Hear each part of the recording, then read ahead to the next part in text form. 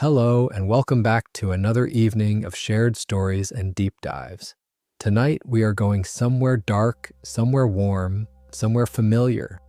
We are sinking into the world of Dexter Morgan. And I mean really sinking. This is a full iceberg exploration. We are starting at the very top, the stuff everyone knows, and then slowly, gently descending through every layer of this franchise, all the way down to the theories, secrets, and bizarre pieces of trivia that even the most obsessive fans still argue about on Reddit at 2 in the morning. This is going to be a long one. There is absolutely no rush, so if you are listening to this as you fall asleep, just let the words carry you along. We are going to cover the original 8 seasons, New Blood, Original Sin. We will touch on Resurrection and everything in between. The novels, the real-life connections, the fan theories, the behind-the-scenes drama that most people have never heard about. If you like what I do here and want a way to support the channel, consider subscribing down below. But for now, settle in. Get comfortable, close your eyes if you want to, and let's begin at the surface of the iceberg and work our way down. So, at the very top of the iceberg, the part that's sitting above the waterline, visible to absolutely everyone, is the basic premise of the show. And even if you are already deeply familiar with everything I'm about to say, I think there is something nice about revisiting the foundations. It is like rewatching the pilot episode.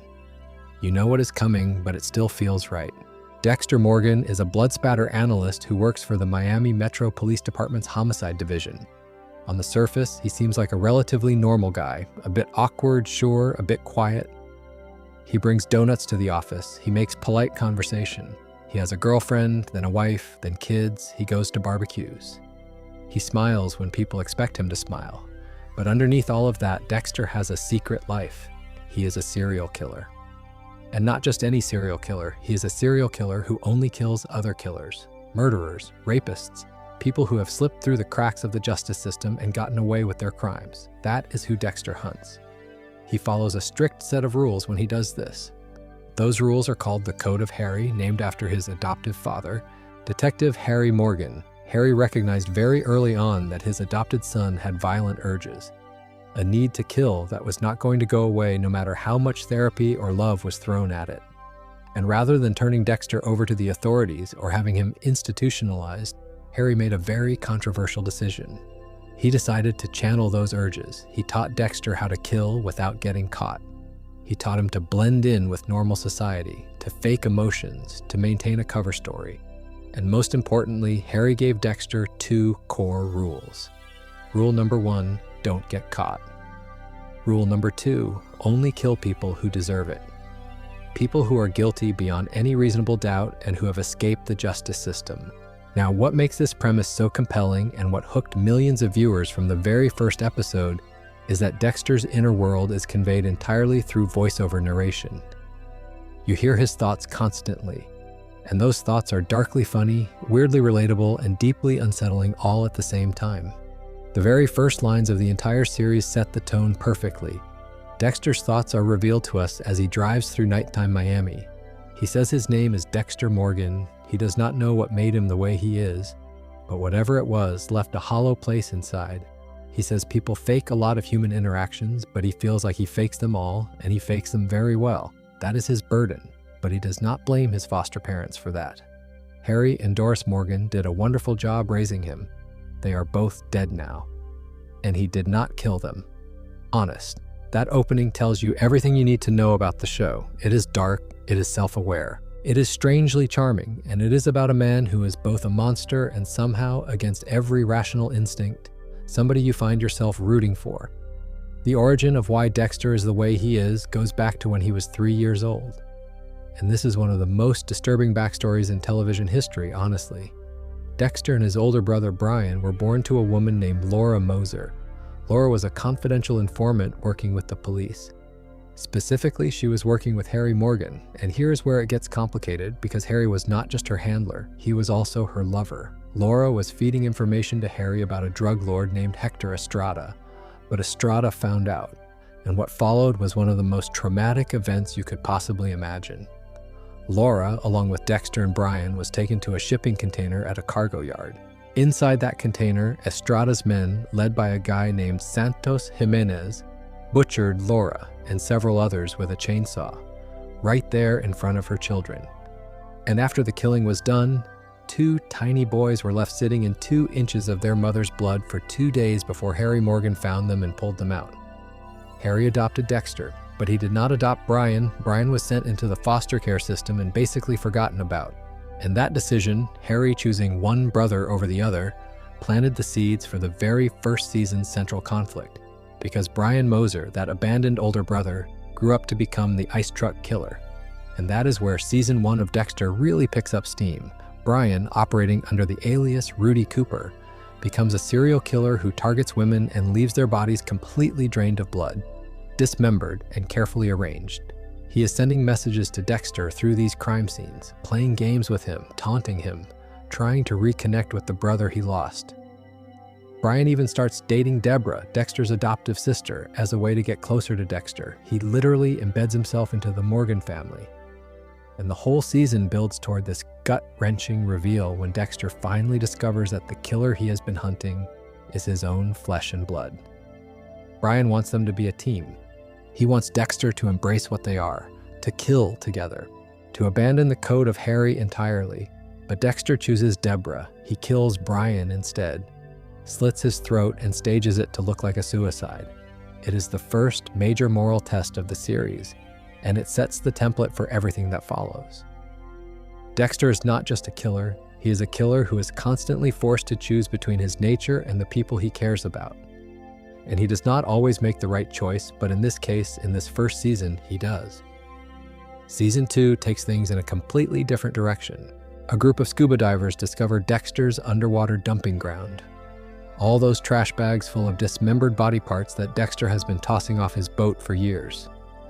They surface, and suddenly the entire city of Miami is aware that there is a prolific serial killer operating in their midst.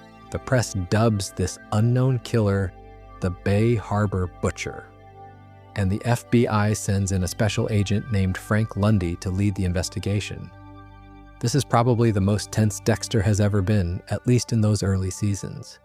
Because for the first time, the investigation is not about some other killer, it is about Dexter himself. And the person who gets closest to figuring it out is not the FBI. It is Sergeant James Dokes. Dokes has always sensed that something is off about Dexter. From the very first episode, Dokes is the one guy at Miami Metro who looks at Dexter and sees through the mask.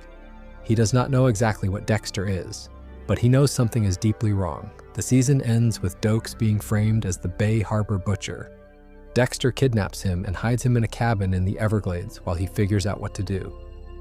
But before Dexter can make a final decision, Lila West, Dexter's unhinged and obsessive ex-girlfriend from that season, tracks them down and blows up the cabin with Dokes inside. Dokes dies, Dexter's secret survives, and Dexter later kills Lila in Paris to tie up the loose end. It is brutal. It is unfair. And Dokes being posthumously labeled a serial killer when he was actually the one person brave enough to challenge Dexter is one of the great injustices of the show. La Guerta, Dokes' closest friend and colleague, never fully accepts it, and that disbelief will come back to haunt everyone seasons later. Season 3 introduces a different kind of threat, not an adversary exactly, but a friend. Miguel Prado is an ambitious assistant district attorney who discovers Dexter's secret and instead of turning him in, wants to join him. He wants to be Dexter's partner in vigilantism. At first, it seems like maybe this could work. Dexter has never had someone who truly understands what he is. But Miguel's moral compass is not calibrated the way Dexter's is. Miguel starts using the code as a justification to murder political rivals and people he personally dislikes. The line between justice and murder gets blurred, and Dexter realizes that his friend has become a liability. He kills Miguel and frames another criminal for the death. Meanwhile, Rita gets pregnant, Dexter proposes, and life seems to be pushing him toward normalcy, whether he is ready for it or not. And then comes Season 4, and if you have watched Dexter, you already know. Season 4 is widely considered the peak of the entire series. The reason is Arthur Mitchell, the Trinity Killer, played by John Lithgow, in what is honestly one of the greatest television villain performances ever committed to screen. Arthur Mitchell is a family man. He coaches Little League. He builds houses for charity through his organization, 4 walls, 1 heart. He goes to church. He has a wife, a son, a daughter. On the surface, he is everything Dexter wants to be. And Dexter, who's now a new father and husband himself, initially becomes fascinated by Arthur, not just as a target, but as a model. If this man can maintain a normal family life while being a serial killer, maybe Dexter can too. But the reality of Arthur Mitchell's life is a horror show. He abuses his family constantly. His wife lives in terror, his son is beaten, his daughter is controlled, and Arthur's killing cycle involves 4 victims, not 3 as police originally believed. He kills a young boy first, then forces a woman to jump to her death from a high building, then bludgeons a mother in a bathtub, and finally kills a woman who resembles his sister. It is ritualistic, it is compulsive, and it has been going on for decades across multiple states. Dexter spends the entire season getting close to Arthur, studying him, and ultimately preparing to kill him. But he hesitates. He waits too long. He lets Arthur live 1 too many days. And in the season 4 finale, titled The Getaway, Dexter finally gets Arthur onto his kill table and ends his life. Mission accomplished, but when he gets home, he finds something that changes the entire trajectory of the show. Rita is dead. Arthur Mitchell murdered her. She is lying in the bathtub, her blood filling the tub, and sitting on the floor next to her in a pool of that blood is their infant son, Harrison. Just a baby, sitting in his mother's blood, exactly the way Dexter sat in his own mother's blood in that shipping container 30 years earlier. The cycle has repeated, the trauma has been passed down. And Dexter, for all his control, for all his rules, for all his carefully maintained normal life, could not stop it. That ending broke a lot of viewers. It is still, to this day, one of the most devastating season finales in television history. And the cruel genius of it is that Dexter brought this on himself. If he had killed Arthur Mitchell when he first had the chance, Rita would be alive. But he hesitated because he was curious, because he saw something of himself in Arthur. And that curiosity cost him everything. Season 5 picks up in the aftermath. Dexter is grieving, which is new territory for a character who's not supposed to feel things the way normal people do. He discovers a ring of influential men who have been kidnapping, raping, and murdering women. And he teams up with Lumen Pierce, a survivor of the group, to take them down one by one. It is a revenge story within a revenge story. Lumen's arc mirrors Dexter's in a lot of ways. She's been through something so horrible that normal life does not fit anymore. She needs to do something about it. And Dexter helps her. When it is over, Lumen's darkness fades. She leaves Miami peacefully. And Dexter is left as a single father, back to square one. Season 6 goes full biblical. The main villain is Travis Marshall, a religious fanatic who is staging elaborate murder tableaus based on the Book of Revelation. Angels, locusts, horsemen, the whole apocalyptic package. But the twist is that Travis's partner, Professor James Geller, is not actually alive. He is a hallucination. Travis has been acting alone the entire time, driven by delusions that his dead mentor is still guiding him. It is a twist that some viewers saw coming and others did not, but either way, the real bombshell of Season 6 does not come from the villain. It comes from the final scene. Deborah walks into a church and catches Dexter in the act of killing Travis Marshall. She sees everything. Her brother standing over a body, knife in hand, surrounded by plastic wrap. The secret that has defined Dexter's entire existence is finally out. And the person who discovered it is the one person in the world he cares about most. Season 7 is the fallout. Deborah knows. And she is not okay with it. She tries to control Dexter at first. She moves him into her apartment and puts him on a kind of serial killer rehab program. No killing, constant supervision. But Dexter's urges are not something you can just put on a leash. The season also introduces Isaac Serko, the head of the Ukrainian Koshka Brotherhood, who becomes one of Dexter's most compelling adversaries. And it brings Hannah McKay into the picture, a fellow killer who becomes Dexter's love interest. But the real story of Season 7 is the Bay Harbor butcher case coming back from the dead. Captain Maria Lagerta, who never believed Dokes was the butcher, finds a bloodslide at a crime scene. She starts digging, she starts connecting dots, and she gets dangerously close to the truth. The season ends with Lagerta confronting Dexter and Deborah, in a moment of impossible desperation, shoots and kills LaGuerta to protect her brother. That moment is arguably the most morally devastating scene in the entire series. Deborah is not a killer, she is a cop. She is someone who believes in the law. And she just murdered an innocent woman to save a serial killer. It destroys her, absolutely destroys her. And everything that happens in Season 8 flows from that single irreversible act. Season 8 brings in Dr. Evelyn Vogel, a neuropsychiatrist who reveals that she helped Harry create the code. This reframes Dexter's entire origin. The code was not just a desperate father's improvisation. It was a structured, psychological framework designed by a professional. Meanwhile, a new killer called the Brain Surgeon terrorizes Miami. Dexter plans to flee to Argentina with Hannah McKay and Harrison, but the Brain Surgeon shoots Deborah and she suffers a fatal stroke. Dexter disconnects his sister from life support. He takes her body out to sea on his boat, and then he drives that boat directly into a hurricane. The show ends with Dexter alive, working as a lumberjack in some remote, unnamed location. He looks directly into the camera, and that is it. That finale was, to put it very gently, not well received. Season 8 scored 35% on Rotten Tomatoes. The finale is consistently ranked among the worst in television history. Fans were baffled by the lumberjack ending.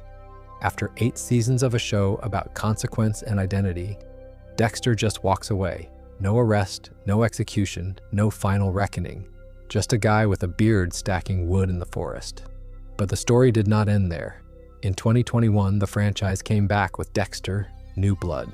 Set roughly a decade after the original finale, Dexter is living under the alias Jim Lindsay in a small town called Iron Lake in upstate New York. He has been suppressing his urges. He has a girlfriend. He works at a fish and game shop. He seems, for the first time, genuinely at peace. And then his son Harrison shows up. Harrison, now a teenager, tracked Dexter down. And with Harrison's arrival, Dexter's dark passenger reawakens. The season's main antagonist is Kurt Caldwell, a local figure who runs a truck stop and secretly murders young women. Dexter takes him down. But the real conflict is between Dexter and Harrison. Harrison discovers who his father really is, what he has done, the lies, the bodies, all of it. And in the finale, Harrison shoots Dexter with a rifle to end the cycle of violence. That was supposed to be the definitive end. Showrunner Clyde Phillips said at the time, and I am paraphrasing here, that Dexter was dead. No ambiguity, no dream sequence. Dead. But then came Dexter, Original Sin, in late 2024, a prequel set in 1991 Miami. Patrick Gibson plays young Dexter, with Michael C. Hall providing the voiceover narration. Christian Slater plays a younger Harry. The show explores Dexter's transition from a college student to a forensic intern at Miami Metro, and then to an active killer under Harry's guidance. It covers his first documented kills and the foundational years of the code. And then came the news that Dexter was, in fact, not dead. Dexter: Resurrection premiered in 2025, revealing that Dexter survived the gunshot and was resuscitated in an emergency room after a 10-week coma. He travels to New York City to find Harrison, facing new antagonists and grappling with a spectral projection of his father. The show brought in Uma Thurman and Peter Dinklage as major new cast members, and Angel Batista returned, now knowing Dexter's secret. The franchise, against all odds, is still going. And that is the surface of the iceberg. The stuff that sits above the waterline, the plot beats, the major characters, the big twists. If you have watched the show even once, most of that will be familiar territory. But this is where it starts to get interesting, because just below the surface, there is a layer of details, connections, and revelations that even regular viewers tend to miss. Actually, before we drop down to the next tier, there is more to say about the world of the show itself, because one of the things Dexter does brilliantly is build out its supporting cast in a way that makes Miami Metro feel like a real workplace with real people, not just a backdrop for Dexter's kills. Angel Batista is probably the most genuinely good person on the entire show. He is a detective, a family man, a guy who wears a fedora and tropical shirts and means well in every situation. Over the course of the series, Angel goes through a marriage, a divorce, a romance with LaGuerta, a brief fling with Lila that nearly destroys his career, and eventually rises through the ranks to become lieutenant. Through all of it, Angel is fundamentally decent, and that decency makes him one of the most important characters in the franchise because he is the measuring stick. When you watch Angel, you see what a normal, well-adjusted person looks like in the same environment where Dexter operates, and the contrast is stark. Vince Masuka is another essential part of the Miami Metro ecosystem. He is the forensics expert, the guy who works alongside Dexter in the lab. He is also one of the most consistently funny characters on the show. Masuka makes inappropriate jokes, brags about his sexual exploits, and generally behaves like the class clown of the homicide division. But underneath the humor, Masuka is actually quite competent at his job. He is the one who identifies key evidence in multiple cases. He is the one LaGuardia goes to when she has questions about blood-slides. And he is the one person who, despite being Dexter's closest colleague, never once suspects him. That last point is actually kind of fascinating. Masuka works in the same lab as Dexter. They handle the same evidence. They attend the same crime scenes. And yet Masuka is completely blind to what Dexter is doing. Part of that is because Dexter is incredibly good at covering his tracks. But part of it is because Masuka, like most people, cannot conceive of the idea that someone he considers a friend could be a serial killer. It is a realistic portrayal of how people in real life fail to see the monsters among them. We trust the people we know, we assume the best, and sometimes that trust is catastrophically misplaced. Maria LaGuardia deserves attention too because her arc across the series is one of the most well-constructed in the entire show. In the early seasons, LaGuardia is presented as ambitious, politically savvy, and sometimes ruthless. She clashes with Deborah, she plays office politics, she makes decisions that prioritize her career over the truth. But over time, LaGuardia reveals herself to be something more complicated. She is loyal to the people she cares about. She fights for Dokes when everyone else has given up on him. And when she begins to suspect that the Bay Harbor butcher case was not what it seemed, she pursues the truth with a tenacity that ultimately costs her life. LaGuardia's death in the Season 7 finale is tragic precisely because she was right about everything. She was right about Dokes, she was right about the bloodslide, she was right about Dexter, and being right got her killed. In a show full of moral ambiguity, LaGuardia's final arc is remarkably straightforward. She is a good detective doing good work, and she dies for it. Quinn is another interesting case. Joey Quinn is introduced in Season 3 as a somewhat sleazy detective who takes shortcuts and bends rules. Over time, he becomes more layered. He develops genuine feelings for Deborah. He suspects Dexter at various points, but never quite puts the pieces together. In Season 5, he hires a corrupt cop named Stan Liddy to follow Dexter, and Liddy actually captures evidence of Dexter's activities. But Dexter kills Liddy, and Quinn's investigation dies with him. Quinn knows something is wrong but can never prove it, and eventually he stops trying. What is interesting about Quinn is that he represents the viewer's own complicity. Like the audience, Quinn sees the red flags. He knows something is off. But it is easier to look away than to confront the truth. And so he does. He looks away. He goes back to his desk. He pours himself another drink. And Dexter continues. The world of the show extends beyond Miami Metro, of course. Rita Bennett, later Rita Morgan, is central to the emotional core of the first 4 seasons. She is a domestic abuse survivor who is trying to rebuild her life with her children, Astor and Cody. When she meets Dexter, she sees a quiet, kind man who is good with her kids. She does not see the monster underneath, and that is exactly what Dexter wants. Rita is his cover, his proof to the world that he is normal. But over time, something shifts. Dexter starts to genuinely care about Rita and the children. It is not just a performance anymore. He shows up, he protects them, he proposes, he marries her. And when she dies, the grief he feels is real. It is not faked. It is not part of the mask. Dexter, the man who claims to feel nothing, is devastated by the loss of his wife. And that devastation is itself evidence that the show's premise, that Dexter is a psychopath incapable of real emotion, has been quietly undermined from the very beginning. Let me take a moment to talk about Lila West, because she is one of the most underrated characters in the entire franchise. Lila is Dexter's sponsor at Narcotics Anonymous, which he joins as a cover story during Season 2. To explain his suspicious behavior. She is British, she is an artist, she is volatile, and she is absolutely unhinged. What makes Lila compelling is that she is the first person who truly sees Dexter. Not in the way Doak sees him, with suspicion and disgust. Lila sees Dexter's darkness and is attracted to it. She calls them soulmates. She recognizes that he has something inside him that most people do not, and instead of being repelled by it, she wants to get closer. She wants to share it. She wants to be consumed by it. In a lot of ways, Lila is a preview of what Hannah McKay will become in later seasons, a woman drawn to Dexter's nature rather than his mask. But where Hannah has a certain self-awareness and control, Lila is pure chaos.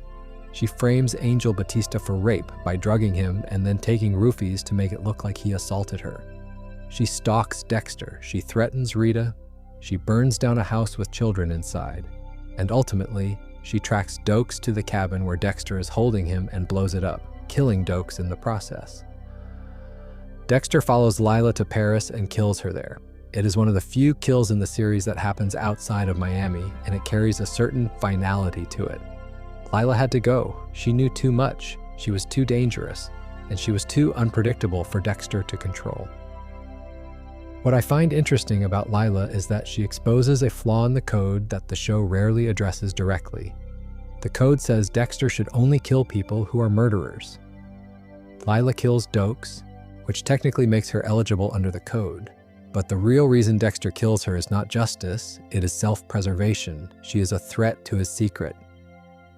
And Dexter's willingness to use the code as a justification for what is essentially a personal vendetta shows that the line between vigilante justice and plain murder is much thinner than Harry ever admitted. I want to linger on the Trinity Killer for a bit longer because there is so much more to say about him. Arthur Mitchell's kill cycle is one of the most meticulously constructed villain rituals in television history. It was originally believed to be a cycle of 3 kills, which is where the name Trinity comes from. But later in season 4, the team discovers that there is actually a 4th kill. A young boy, around 10 years old, goes missing 5 days before each bathtub murder. The boy represents the young Arthur, who witnessed his sister's death in a bathtub when he was a child. The sister's death is the inciting trauma. Everything Arthur does, every kill in his cycle, is a ritualistic reenactment of that moment and the events surrounding it. The first kill in the cycle is the abduction of a boy, representing Arthur himself. The second is forcing a woman to jump from a building, representing his mother, who committed suicide after his sister's death.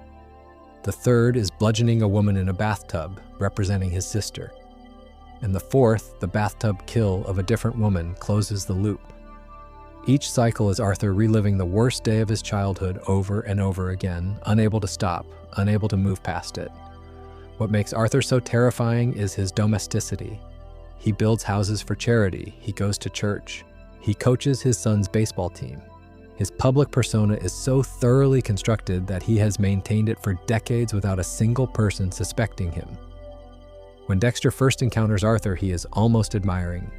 He sees a man who has managed to do what Dexter himself has always struggled with: maintain a family life while harboring a secret darkness. But the closer Dexter gets to Arthur, the more the facade crumbles.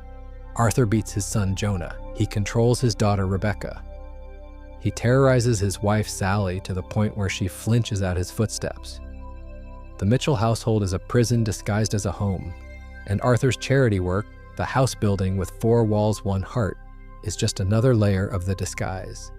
He uses the organization to travel to new cities for each kill cycle. The houses he builds are monuments to his own hypocrisy. John Lithgow's performance in this role cannot be overstated.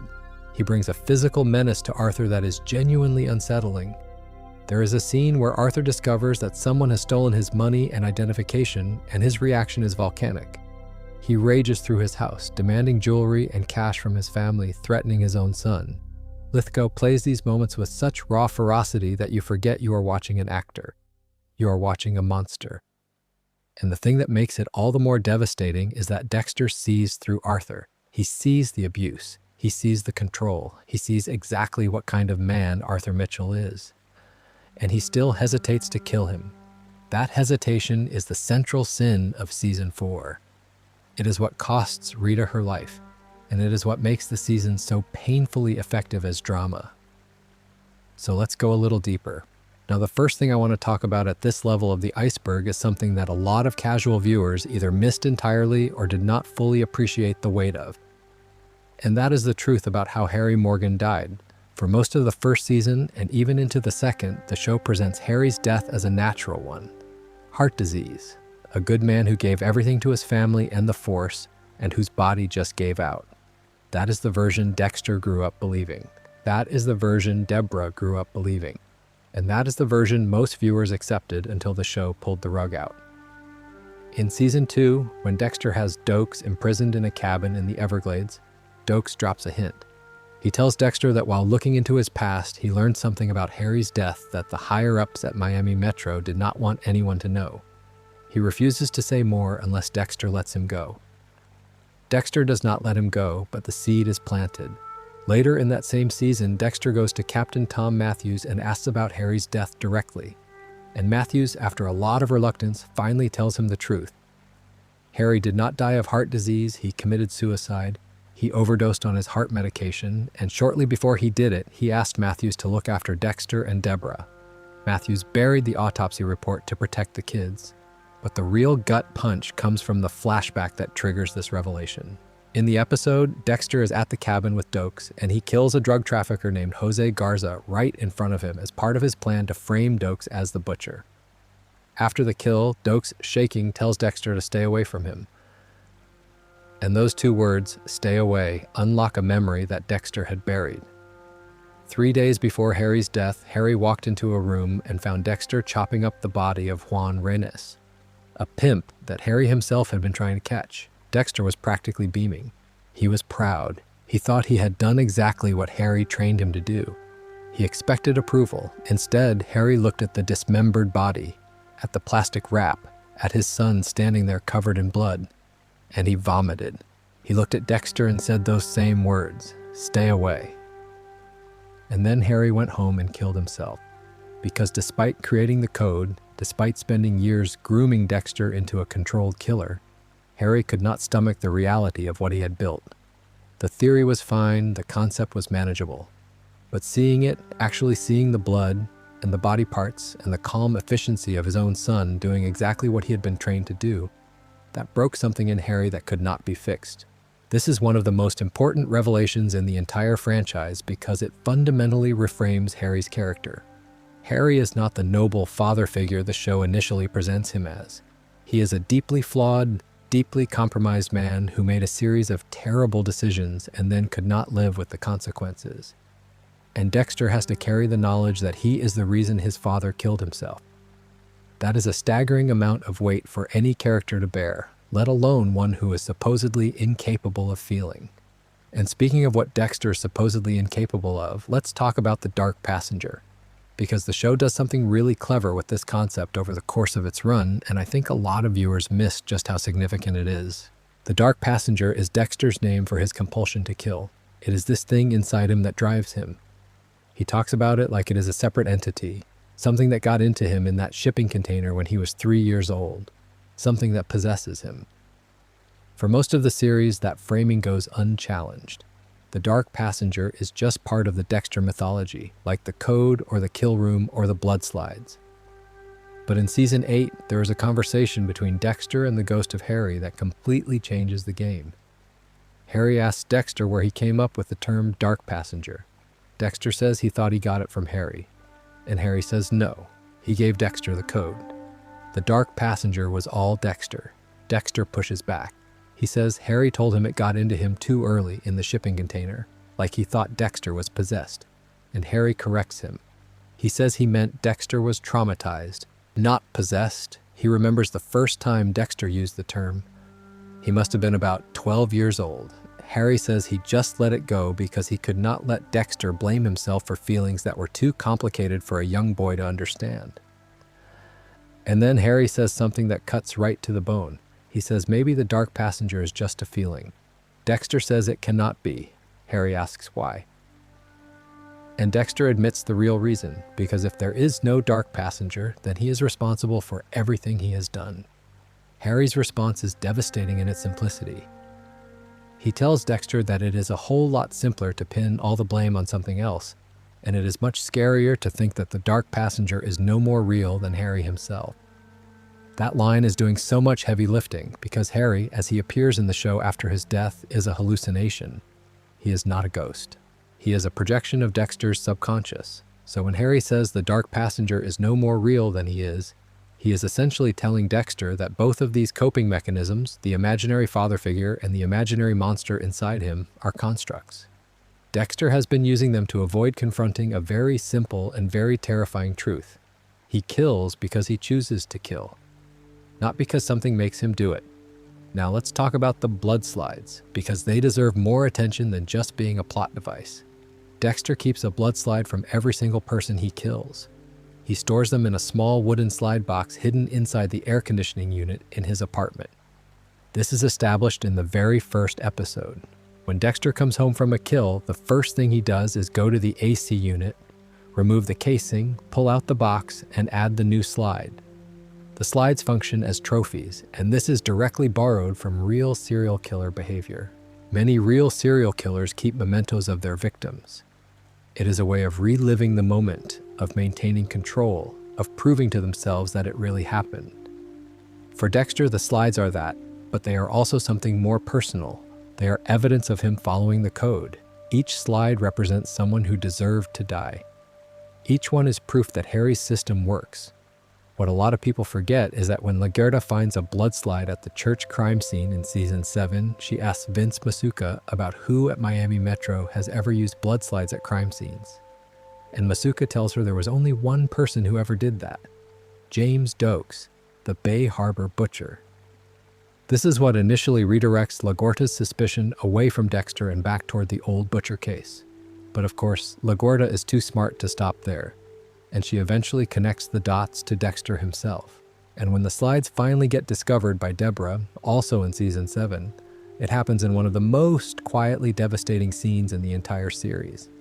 Dexter comes home to his apartment and opens the door to find Deborah sitting there. She has laid out all of his kill tools and the entire blood slide box on his coffee table. She asks him very quietly if he killed all those people, and Dexter simply says yes. She asks him if he is a serial killer, and he says yes.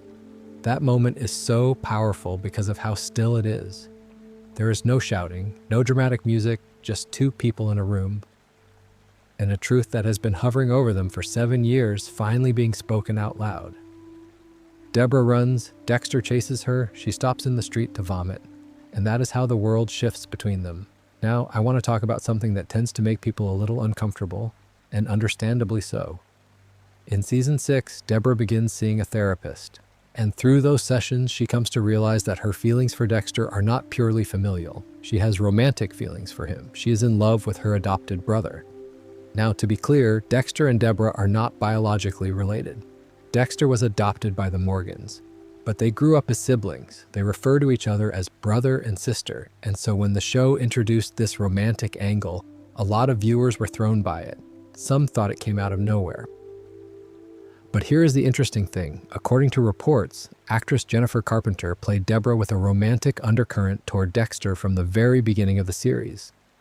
This was not a late addition. It was a thread that had been woven into the character from day one, just waiting for the show to pull it into the open. I think it actually makes a lot of sense when you think about it. Deborah's entire emotional life revolves around Dexter. Every major relationship she has fails, often violently. Her fiancé turned out to be the ice truck killer. Her next serious boyfriend, Frank Lundy, was murdered. Quinn betrayed her trust. And through all of that, the one constant in her life, the one person she could always count on, was Dexter. The fact that her attachment to him deepened into something more complicated is, while disturbing, psychologically credible. Let me shift gears now and talk about something that the prequel series Original Sin revealed, because it fills in a gap that the original series left wide open. In the original show, Dexter uses a sedative called M99, also known as etorphine, to knock out his victims before taking them to his kill room. It is his signature move, a quick jab with a syringe to the neck, and they are out. But the show never really explained how he landed on that specific method. Original Sin gave us the answer, and it is wonderfully bizarre. When young Dexter is working at Miami Metro, his boss at the forensics lab mentions that her favorite horse was put down at the races with a sedative. That offhand comment plants the idea in Dexter's head. And so he sneaks into actual horse stables and steals vials of atorphine from the veterinary care room. He nearly gets killed by a panicked horse in the process. The whole sequence is tense and absurd, and very much in keeping with the show's tone of a dangerous man doing ridiculous things to maintain his hobby. There is also this weird, sweet moment during that scene where Dexter calms the horse by tucking its mane behind its ear. It is something his mother Laura used to do to him when he was a baby. It is one of the few times in the entire franchise where Dexter displays genuine tenderness toward an animal, which is notable because the show has established that animals generally do not like him. Even as a child, Dexter killed the neighbor's dog, which was the incident that first tipped Harry off to his violent tendencies. While we are on the subject of the original series and the relationships that define it, I want to spend a moment on Rita's death and why it matters beyond just the shock value. When the Trinity Killer murders Rita in the season 4 finale, he does it in a very specific way. He kills her in the bathtub, and he leaves baby Harrison sitting on the bathroom floor in a pool of his mother's blood. This is not random. This is a direct mirror of Dexter's own origin trauma. Dexter was a baby sitting in his mother's blood in that shipping container. And now his son is a baby sitting in his mother's blood in a bathtub. The cycle has repeated. The show is telling us, in the most brutal way possible, that Dexter's attempt to build a normal life was always doomed. That the violence he carries inside him does not just destroy him, it radiates outward. It destroys everyone around him. Rita was not a killer. She was not part of Dexter's dark world. She was the most normal, most genuinely good person in his life. And she died because of his choices. And the real tragedy is that Dexter could have prevented it. He had Arthur Mitchell on his table earlier in the season. He could have killed him and been done with it. But he hesitated. He let Arthur live because he was curious, because he wanted to study him, because he saw in Arthur a version of what he might become, a serial killer with a family, and he wanted to understand how it worked. That curiosity, that selfishness, cost Rita her life. I think about that a lot when people talk about whether Dexter is truly a good person deep down. The show constantly pushes us to empathize with him. We hear his thoughts, we see him struggle, we watch him try to be better. But then something like Rita's death happens, and you are reminded that, at the end of the day, Dexter's priorities are always going to be Dexter. The people around him are never fully safe. Before we move on to the deeper layers of this iceberg, there is one more moment from the series that I think deserves attention at this level. And that is the season 7 finale, when Deborah kills LaGuerta. This is, in my opinion, the single most important scene in the entire show, not because of what happens to LaGuerta, although that is tragic enough, but because of what it does to Deborah. LaGuerta has figured out that Dexter is the Bay Harbor butcher. She has the evidence. She has him cornered, and in the final confrontation, Deborah is forced to make a choice. She can let LaGuerta arrest Dexter and expose the truth, or she can protect her brother. She shoots LaGuerta dead, and in doing so, she crosses a line that she can never uncross. Deborah Morgan, the loudmouthed, passionate, justice-obsessed cop who devoted her entire career to putting killers behind bars, has now committed murder. She has become exactly what she spent her whole life fighting against. And she did it to protect a serial killer. The fact that the serial killer is someone she loves makes it more complicated, not less. Everything that happens to Deborah in season 8 flows from this moment. Her drinking, her self-destruction, her inability to look at herself in the mirror. She was already broken by the revelation of Dexter's secret. But killing LaGuerta finished the job. And when Deborah dies at the end of season 8, after being shot by the brain surgeon and suffering a fatal stroke, it almost feels like a mercy.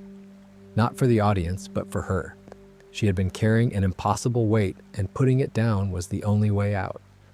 Dexter's response to Deborah's death is fascinating too. He disconnects her from life support. He takes her body out to sea on his boat, and he drops her into the water. The same water where he has dropped hundreds of dismembered victims. His sister's body goes to the same resting place as all the killers he has ever dispatched. I do not think the show intended that parallel to be comforting, but there is something poetically awful about it. In death, Deborah becomes part of Dexter's ocean.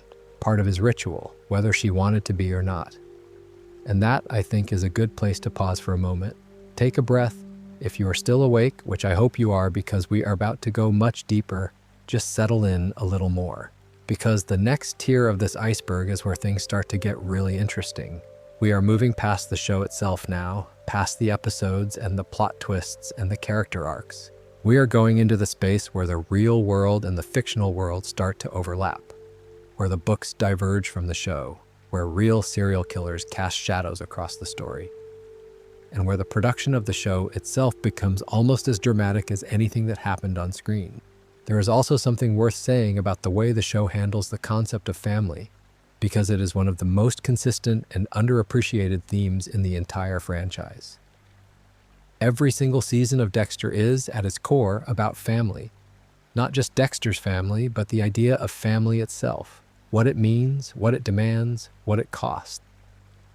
Season 1 is about biological family versus adopted family. Dexter must choose between Brian, his brother by blood, and Deborah, his sister by choice. Season 2 is about the family you build. Dexter's underwater graveyard is discovered, and he has to fight to protect the life he has constructed with Rita and the kids. Season 3 is about the family you let in. Miguel Prado becomes a friend, an almost brother, and that intimacy is ultimately what makes him dangerous. Season 4 is about the family you cannot escape. Arthur Mitchell mirrors Dexter's domestic life in the most horrifying way possible, and Rita pays the price. Season 5 is about surrogate family. Lumen Pierce becomes a temporary partner, someone who understands Dexter's darkness in a way that nobody else can. Season 6 is about spiritual family. The Doomsday Killings are framed in religious terms, and the season asks whether Dexter has a soul. Season 7 is about family secrets. Deborah knows the truth, and the Morgan family is ripped apart by it. And Season 8 is about the family that created you.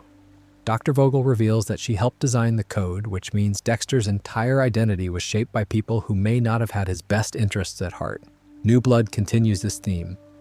Harrison's arrival forces Dexter to confront the question of heredity. Is Harrison like him? Has the darkness been passed down? And Original Sin goes back to the very beginning, to Harry and Laura, and the choices that set everything in motion. The Dexter franchise is, beneath all the blood and plastic wrap, a story about what family does to people, how it shapes them, how it saves them, and how it destroys them. There is something else from the prequel that I want to touch on, and it relates to how the Original Sin series handled the Miami Metro workplace in 1991. One of the great pleasures of the prequel is seeing younger versions of characters we already know and love. Angel Batista, played by James Martinez, is already wearing his signature hat and tropical shirts. Vince Masuka, played by Alex Shimizu, has a full head of hair, which is hilarious if you know the bald version from the original series. La Huerta, played by Christina Milian, is already assertive and politically sharp. And Deborah, played by Molly Brown, is already loud, foul-mouthed, and fiercely loyal to her family. But the prequel also introduces new characters who add depth to the world. Sarah Michelle Gellar plays Tanya Martin, the chief of forensics and Dexter's boss.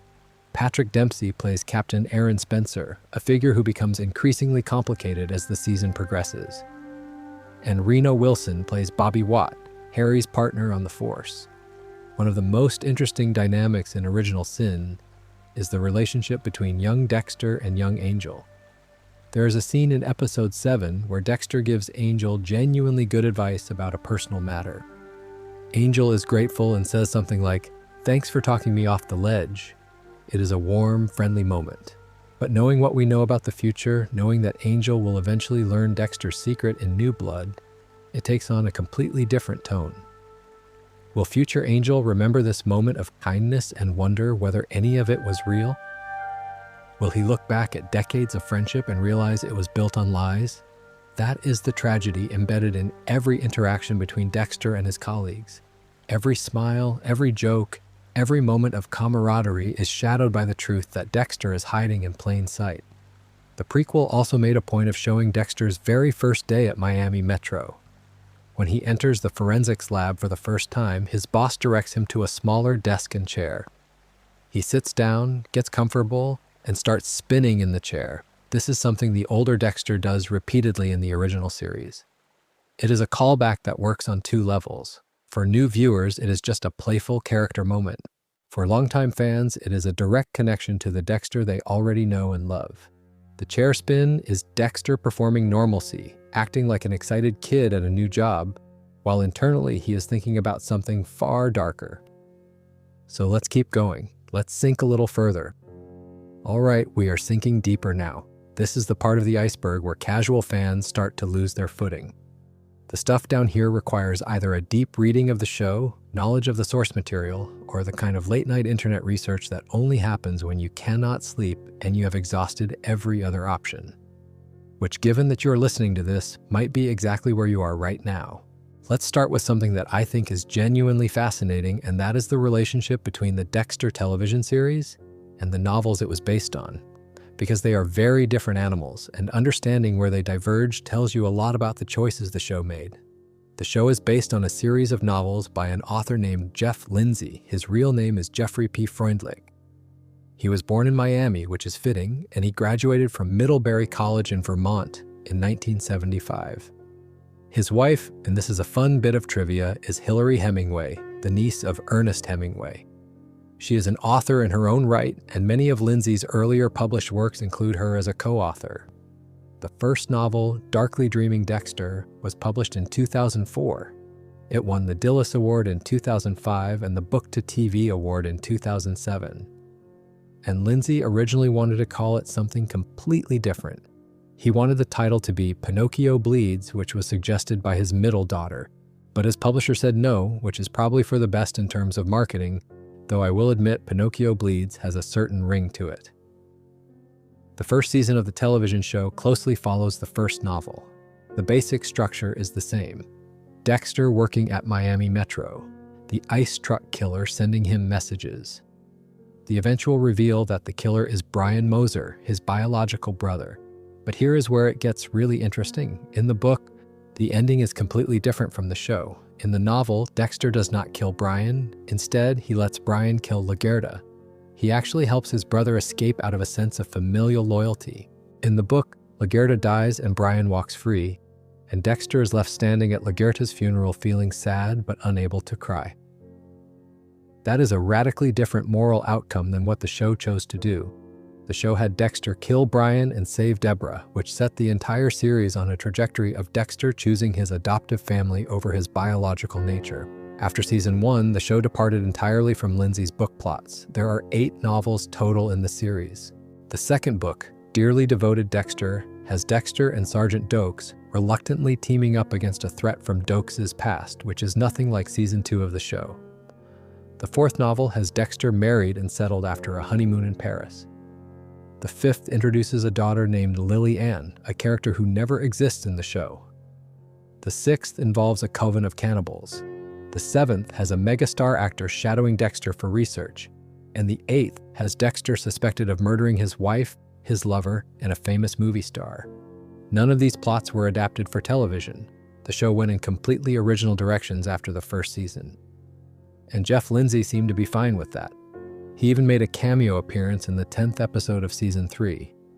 He also wrote a comic book version of Dexter that was distributed by Marvel Comics, consisting of 2 miniseries called Dexter and Dexter.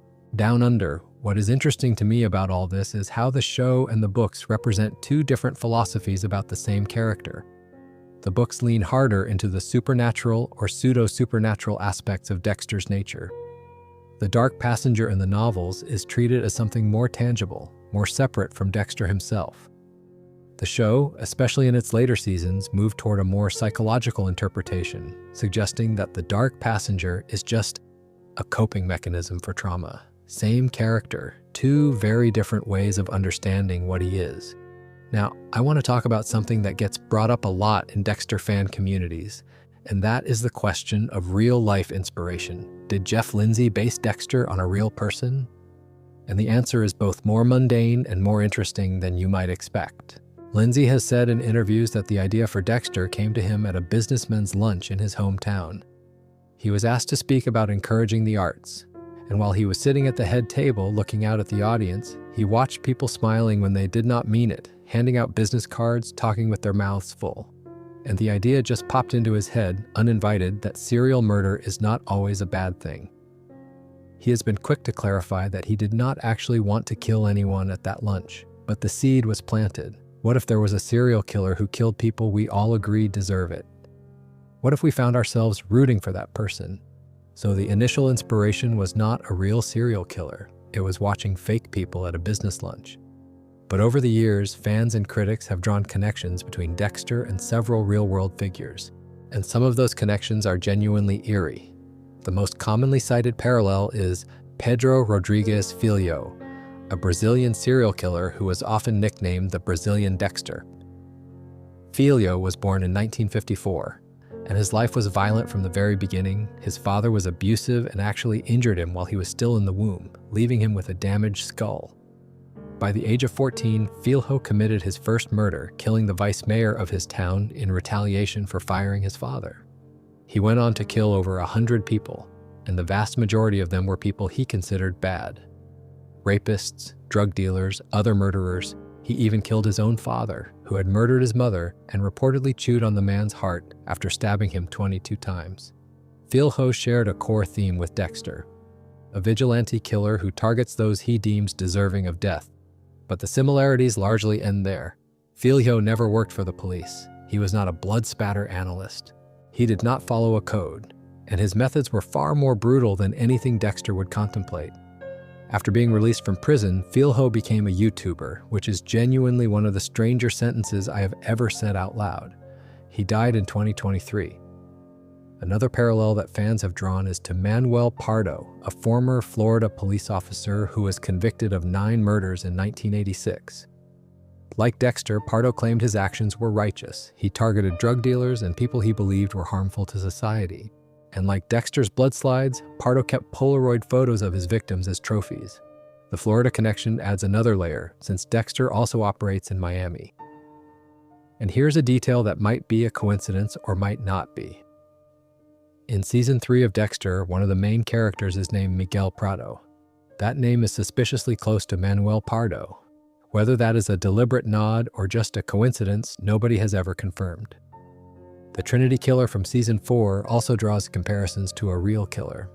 Arthur Mitchell, the family man who hides his murderous nature behind a facade of normalcy, is strikingly similar to Dennis Rader, the BTK killer. Rader was a church president, a Cub Scout leader, and a family man who murdered 10 people over the course of several decades. Like Arthur Mitchell, Rader's public persona was so convincingly normal that nobody suspected him for years. Jeff Lindsay himself has never confirmed that any specific real serial killer inspired Dexter. He has said that the character grew out of research and a simple thought experiment about morality. But the parallels are there, and they are hard to ignore. And while we are on the subject of Dexter's influence on the real world, I need to mention something much darker. In 2008, a Canadian man named Mark Andrew Twitchell murdered a man named John Brian Altinger after luring him through a dating app. During his trial, Twitchell cited the show Dexter and the character of Dexter Morgan specifically as an inspiration for his crimes. He had set up facilities to dispose of Altinger's body that were described as being remarkably similar to Dexter's kill room setup. The key difference, and it is a crucial one, is that Twitchell's victim was not a criminal. Altinger was an innocent man. Twitchell did not follow any kind of code. He was not targeting killers. He was just a man who watched a television show about a charming serial killer and decided to emulate it. It is a sobering reminder that fiction does not exist in a vacuum, and that the moral complexity the show worked so hard to maintain can be flattened by someone who takes the wrong lesson from it. Now let's talk about something that dedicated viewers of the show might know about, but that most people have never dug into, and that is the Trinity Killer Easter egg hidden in Dexter: Original Sin. In episode 2 of Original Sin, titled Kid in a Candy Store, there is a blink and you miss it moment. Young Dexter is going through archive files at Miami Metro, looking at records related to a loan shark named Tony Ferrer. While flipping through the files, a crime scene photograph appears on screen for less than a second. The photo shows a woman named Vicki Noonan, who tragically died at the age of 22 in April 1979. If you're a dedicated fan of the original series, you might recognize that photo. It was displayed on Dexter's computer screen during Season 4, when he was investigating the Trinity killer's past crimes. Vicki Noonan was one of Arthur Mitchell's early victims from the 1970s. The fact that her photo shows up in a prequel set in 1991, years before Dexter would ever encounter the Trinity killer, is a brilliantly subtle piece of foreshadowing. It means that Trinity's victims were already sitting in Miami Metro's files, waiting to be connected. And Dexter walked right past that evidence without ever knowing what it meant. Not yet, anyway. Showrunner Clyde Phillips was not kidding when he said the show was an Easter egg hunt. That kind of detail rewards the obsessive viewer in a way that mainstream television rarely bothers with. Now I want to circle back to the original series for something that gets more interesting the more you think about it. And that is the role of Dr. Evelyn Vogel in Season 8. When Vogel arrives in Miami, she reveals that she helped Harry create the code. This is a bombshell, because up until this point, the code has been presented as Harry's creation, a father's desperate attempt to channel his son's violent urges into something manageable. But Vogel's involvement changes the framing entirely.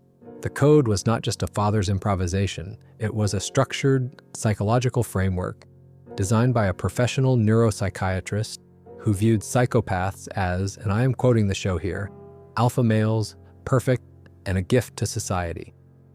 Vogel is a deeply controversial character among fans, and I think that is partly because her presence raises some very uncomfortable questions. If the code was designed by a scientist who romanticized psychopathy, what does that say about the code itself? Was it ever really about protecting people? Or was it about studying Dexter, using him as a lab experiment? Vogel's history includes having a former patient who became the brain surgeon, a serial killer who removes the part of people's brains that processes empathy, as if trying to create psychopaths. If one of Vogel's patients went on to do that, what does it say about her influence on Dexter? Some fans have even theorized that Vogel murdered Harry. We know she has a soft spot for psychopaths. We know she has a history of unorthodox methods. And we know that Dexter increasingly shows evidence of not actually being a psychopath at all, which would make Vogel's entire framework wrong. If Harry discovered that Vogel's assessment was incorrect, that Dexter was not actually a psychopath but rather a traumatized child, that could have been enough to push Harry toward suicide, or, in a darker reading, enough for Vogel to ensure Harry's silence. That is a fan theory, I should be clear. The show never confirms it. But it is consistent with the evidence, and it adds a layer of menace to Vogel that the show itself only hints at. And speaking of people who knew the truth, let's talk about Dokes for a moment, because Sergeant James Dokes deserves his own section in any deep dive into Dexter lore. Dokes was the only person at Miami Metro who consistently suspected that something was wrong with Dexter. From the very first episode, Dokes looks at Dexter and sees through the mask. He does not know exactly what he is looking at, but his instincts are screaming that this man is dangerous. And he is right. He is absolutely right, and nobody listens to him. What makes Dokes tragic is not just that he dies framed as a serial killer. It is that he was the best detective in the room. He had more officer-related shootings than anyone else at Miami Metro, which Dexter uses to argue that they are kindred spirits. But Dokes pushes back on that. He tells Dexter that he only kills on the job. In the line of duty, there is a line and Dokes does not cross it. Dexter has no such line. When Dokes is imprisoned in that cabin, something remarkable happens. He starts to understand the code. He realizes that Dexter only targets people who deserve it. And he actually tries to persuade Dexter to turn himself in. Not out of hatred, but out of a genuine belief that Dexter has a conscience buried somewhere under all the plastic wrap. Dokes says that Dexter is tired of keeping up his facade, and he is not entirely wrong. But Dokes dies anyway, killed by Lila in an explosion, framed as the Bay Harbor Butcher. His name destroyed, his legacy erased, and LaGuardia, his closest ally, spends the rest of her screen time trying to clear his name. She never fully succeeds, but she comes close enough to get herself killed for it. Now, there is something else about the original series that I have always found fascinating, and it relates to how the show uses its supporting cast to mirror Dexter's own struggles. Every major antagonist in the series represents a different version of what Dexter could become if he went down a different path. Brian is what Dexter would be without the code. Lila is what Dexter would be if he lost all control. Miguel Prado is what Dexter would be if he let someone in too far. Arthur Mitchell is what Dexter would be if he succeeded at maintaining a family. Jordan Chase is what Dexter would be if he used his power for exploitation rather than justice. Travis Marshall is what Dexter would be if he believed in something bigger than himself. Isaac Serco is what Dexter would be if love drove him instead of code. And the brain surgeon is what Dexter would be if the code was stripped away entirely. Each season is essentially asking Dexter the same question: what are you?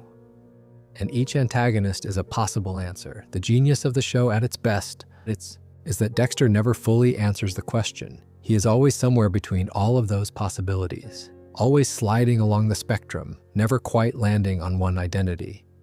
Before we go deeper, let me share one more thing that I think is worth pausing on. And that is how the Original Sin prequel reframed some of what we thought we knew about Dexter's early years.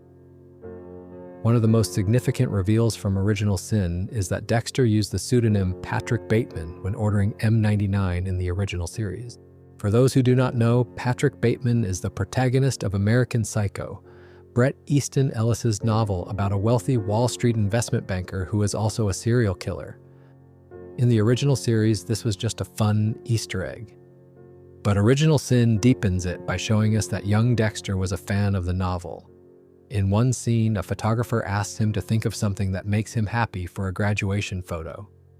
Dexter flashes to a copy of American Psycho before a smile finally creeps onto his face. It is a small moment, but it tells us something important about young Dexter's inner life. He does not just kill because of compulsion. He is intellectually fascinated by killing. He reads about it. He studies it. In another scene from the prequel, he flips through newspaper clippings of famous serial killers like Ted Bundy and the Night Stalker, and his internal monologue, voiced by Michael C. Hall, reveals that he wonders if he is like them, if he might end up with a nickname one day, and of course, he does eventually get that nickname, the Bay Harbor Butcher. But that is years away. In 1991, he is just a kid in college with a box of newspaper clippings hidden inside a magazine, fantasizing about what he might become. Original Sin also showed us something that the original series only ever hinted at, and that is the full, unfiltered depiction of the shipping container massacre. Episode 8 of Original Sin takes us directly to the scene. Laura, Dexter, and Brian are trapped inside the container. Other victims are there as well. Hector Estrada arrives and expresses his disappointment at Laura's betrayal. And then Santos Jimenez begins dismembering victims alive with a chainsaw right in front of the children. Laura tries to cover Dexter's eyes, but he does the exact opposite. His eyes go wide open. He soaks in the violence. And that, as much as anything Harry or Vogel ever did, is the moment that shapes everything that follows. Dexter watched. He could have closed his eyes. He chose not to. Whether that was a 3-year-old's inability to look away from horror or something deeper, something more fundamental about who he is, the show leaves deliberately ambiguous. That is what makes the Dexter franchise so endlessly rewarding to dig into. Every answer raises another question. Every explanation opens a new door. And no matter how deep you go, there is always another layer waiting beneath, which is exactly where we are heading next. Because in the next tier of this iceberg, we are leaving the text of the show itself and entering the world behind the cameras. The real-life stories, the production secrets, the medical diagnoses and corporate decisions and unfilmed endings that shape the Dexter franchise in ways most viewers will never know. While we are talking about real-world connections, there is one more comparison worth mentioning. The relationship between Dexter and his various antagonists echoes a concept in criminal psychology called folie à deux, which is a French term meaning madness shared by two. It describes a situation where a delusion or psychosis is transmitted from one person to another through close association. In the context of Dexter, Harry's code is essentially a shared delusion. Harry convinced Dexter that his urges were uncontrollable, and that the only way to manage them was through ritualistic killing. Whether or not that was true, both Harry and Dexter believed it, and that shared belief became the foundation of Dexter's entire life. When Dr. Vogel enters the picture in Season 8, the folie à deux expands to include a third person. Vogel validates the code. She tells Dexter he is perfect. She encourages him to continue. The delusion, rather than being challenged, is reinforced by a medical professional. The show never uses the term folie à deux directly, but the concept is woven throughout the narrative. It is present in the relationship between Travis Marshall and the hallucinated Professor Geller. It is present in the dynamic between Dexter and Lila, who feeds off Dexter's darkness. And it is arguably present in the relationship between Dexter and Harrison in New Blood, where the question of whether the father's madness has been inherited by the son becomes the central tension. I also want to mention something about the show's treatment of law enforcement that does not get discussed enough. Dexter works for the police. He uses police resources to identify his victims. He tampers with evidence to protect himself. And the show never shies away from the implication that the justice system Dexter is supposedly supplementing is deeply, fundamentally broken. Throughout the series, we see guilty people walk free. We see prosecutors make deals. We see evidence get thrown out on technicalities. We see political pressure override justice. And every time one of these failures occurs, it reinforces the logic of the code. If the system cannot catch these people, someone has to. The show is not endorsing Dexter's methods exactly, but it is creating a world where those methods feel understandable, even necessary. And that is a provocative thing for a television show to do, because it forces the audience to confront their own relationship with justice. Most of us believe in the rule of law. Most of us believe that people deserve fair trials and due process. But when you watch a child killer walk free because of a legal technicality, and then you watch Dexter quietly solve the problem with a syringe and a roll of plastic wrap, something inside you says, yes, good, he deserved it. And that yes is exactly what the show is trying to make you feel. Because once you feel it, you are complicit. You are part of the system. You are, in a small but real way, endorsing murder. That is the real genius of Dexter. It does not just entertain you, it implicates you. Let me expand a bit on one specific antagonist pairing that I think is the richest in the entire series. And that is Dexter and Isaac Serko in Season 7. Isaac Serko is the head of the Ukrainian Koshka Brotherhood. He comes to Miami after Dexter kills Viktor Baskov, a member of the Brotherhood who murdered a police detective named Mike Anderson. Isaac is not a typical Dexter villain. He is not a serial killer. He is not insane. He is a mob boss, yes. But his motivation for hunting Dexter is not power or revenge in the conventional sense. It is love. Victor was not just his associate. Victor was his lover. Isaac is a gay man in a hyper-masculine criminal organization. His relationship with Victor was secret, dangerous, and real. When Victor dies, Isaac's grief is genuine. His pursuit of Dexter is not about business, it is personal. And when Dexter and Isaac eventually have a conversation, really talk to each other, something unexpected happens. They understand each other. Isaac recognizes in Dexter a fellow outsider, someone who lives behind a mask, someone who has loved and lost and carries that loss inside them every day. Isaac tells Dexter that love is not something that can be planned or controlled, that it arrives uninvited and changes everything. And Dexter, who is just beginning to develop feelings for Hannah McKay, hears those words in a way he has never heard anything before. Isaac, a mob boss and a killer, becomes one of the only people in the series to talk to Dexter about love in a way that actually penetrates his defenses. And then Isaac dies. He is killed by his own people for being a liability. And Dexter, who was his enemy, finds himself feeling something close to sadness about it. Isaac was the one antagonist who forced Dexter to confront not his darkness, but his capacity for connection. And that makes him, in my opinion, one of the most important characters in the entire franchise. Ray Stevenson, who played Isaac, brought a quiet intensity to the role that elevated every scene he was in.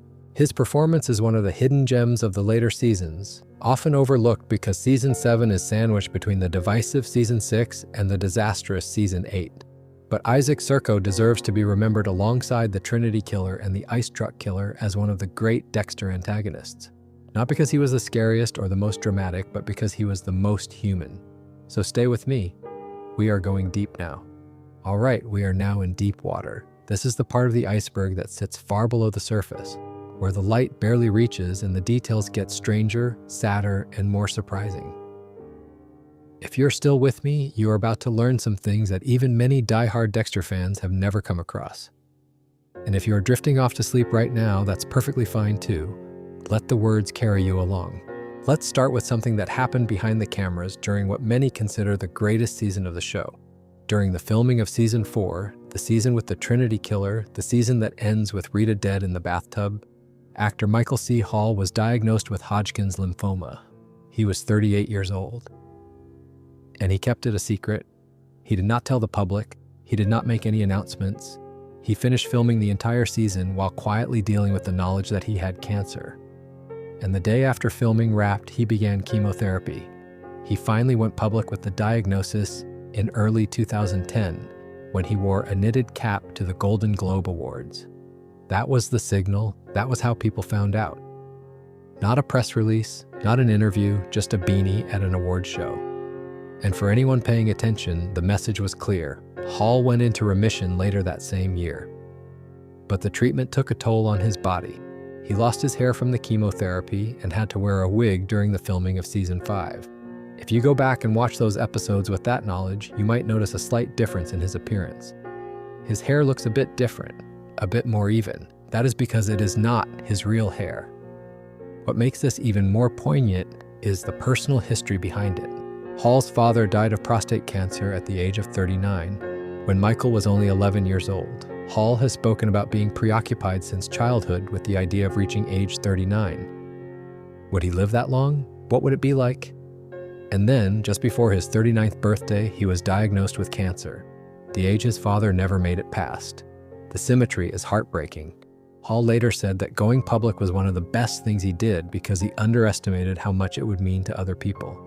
Seeing someone they knew, someone they watched on television every week, go through treatment and come out the other side was a source of inspiration and strength for other cancer patients. His openness about the diagnosis was widely praised by medical advocacy groups, and his visibility helped destigmatize the condition for the broader lymphoma community. He has now been in remission for over 15 years, and he is still playing Dexter. I think there is something quietly remarkable about that.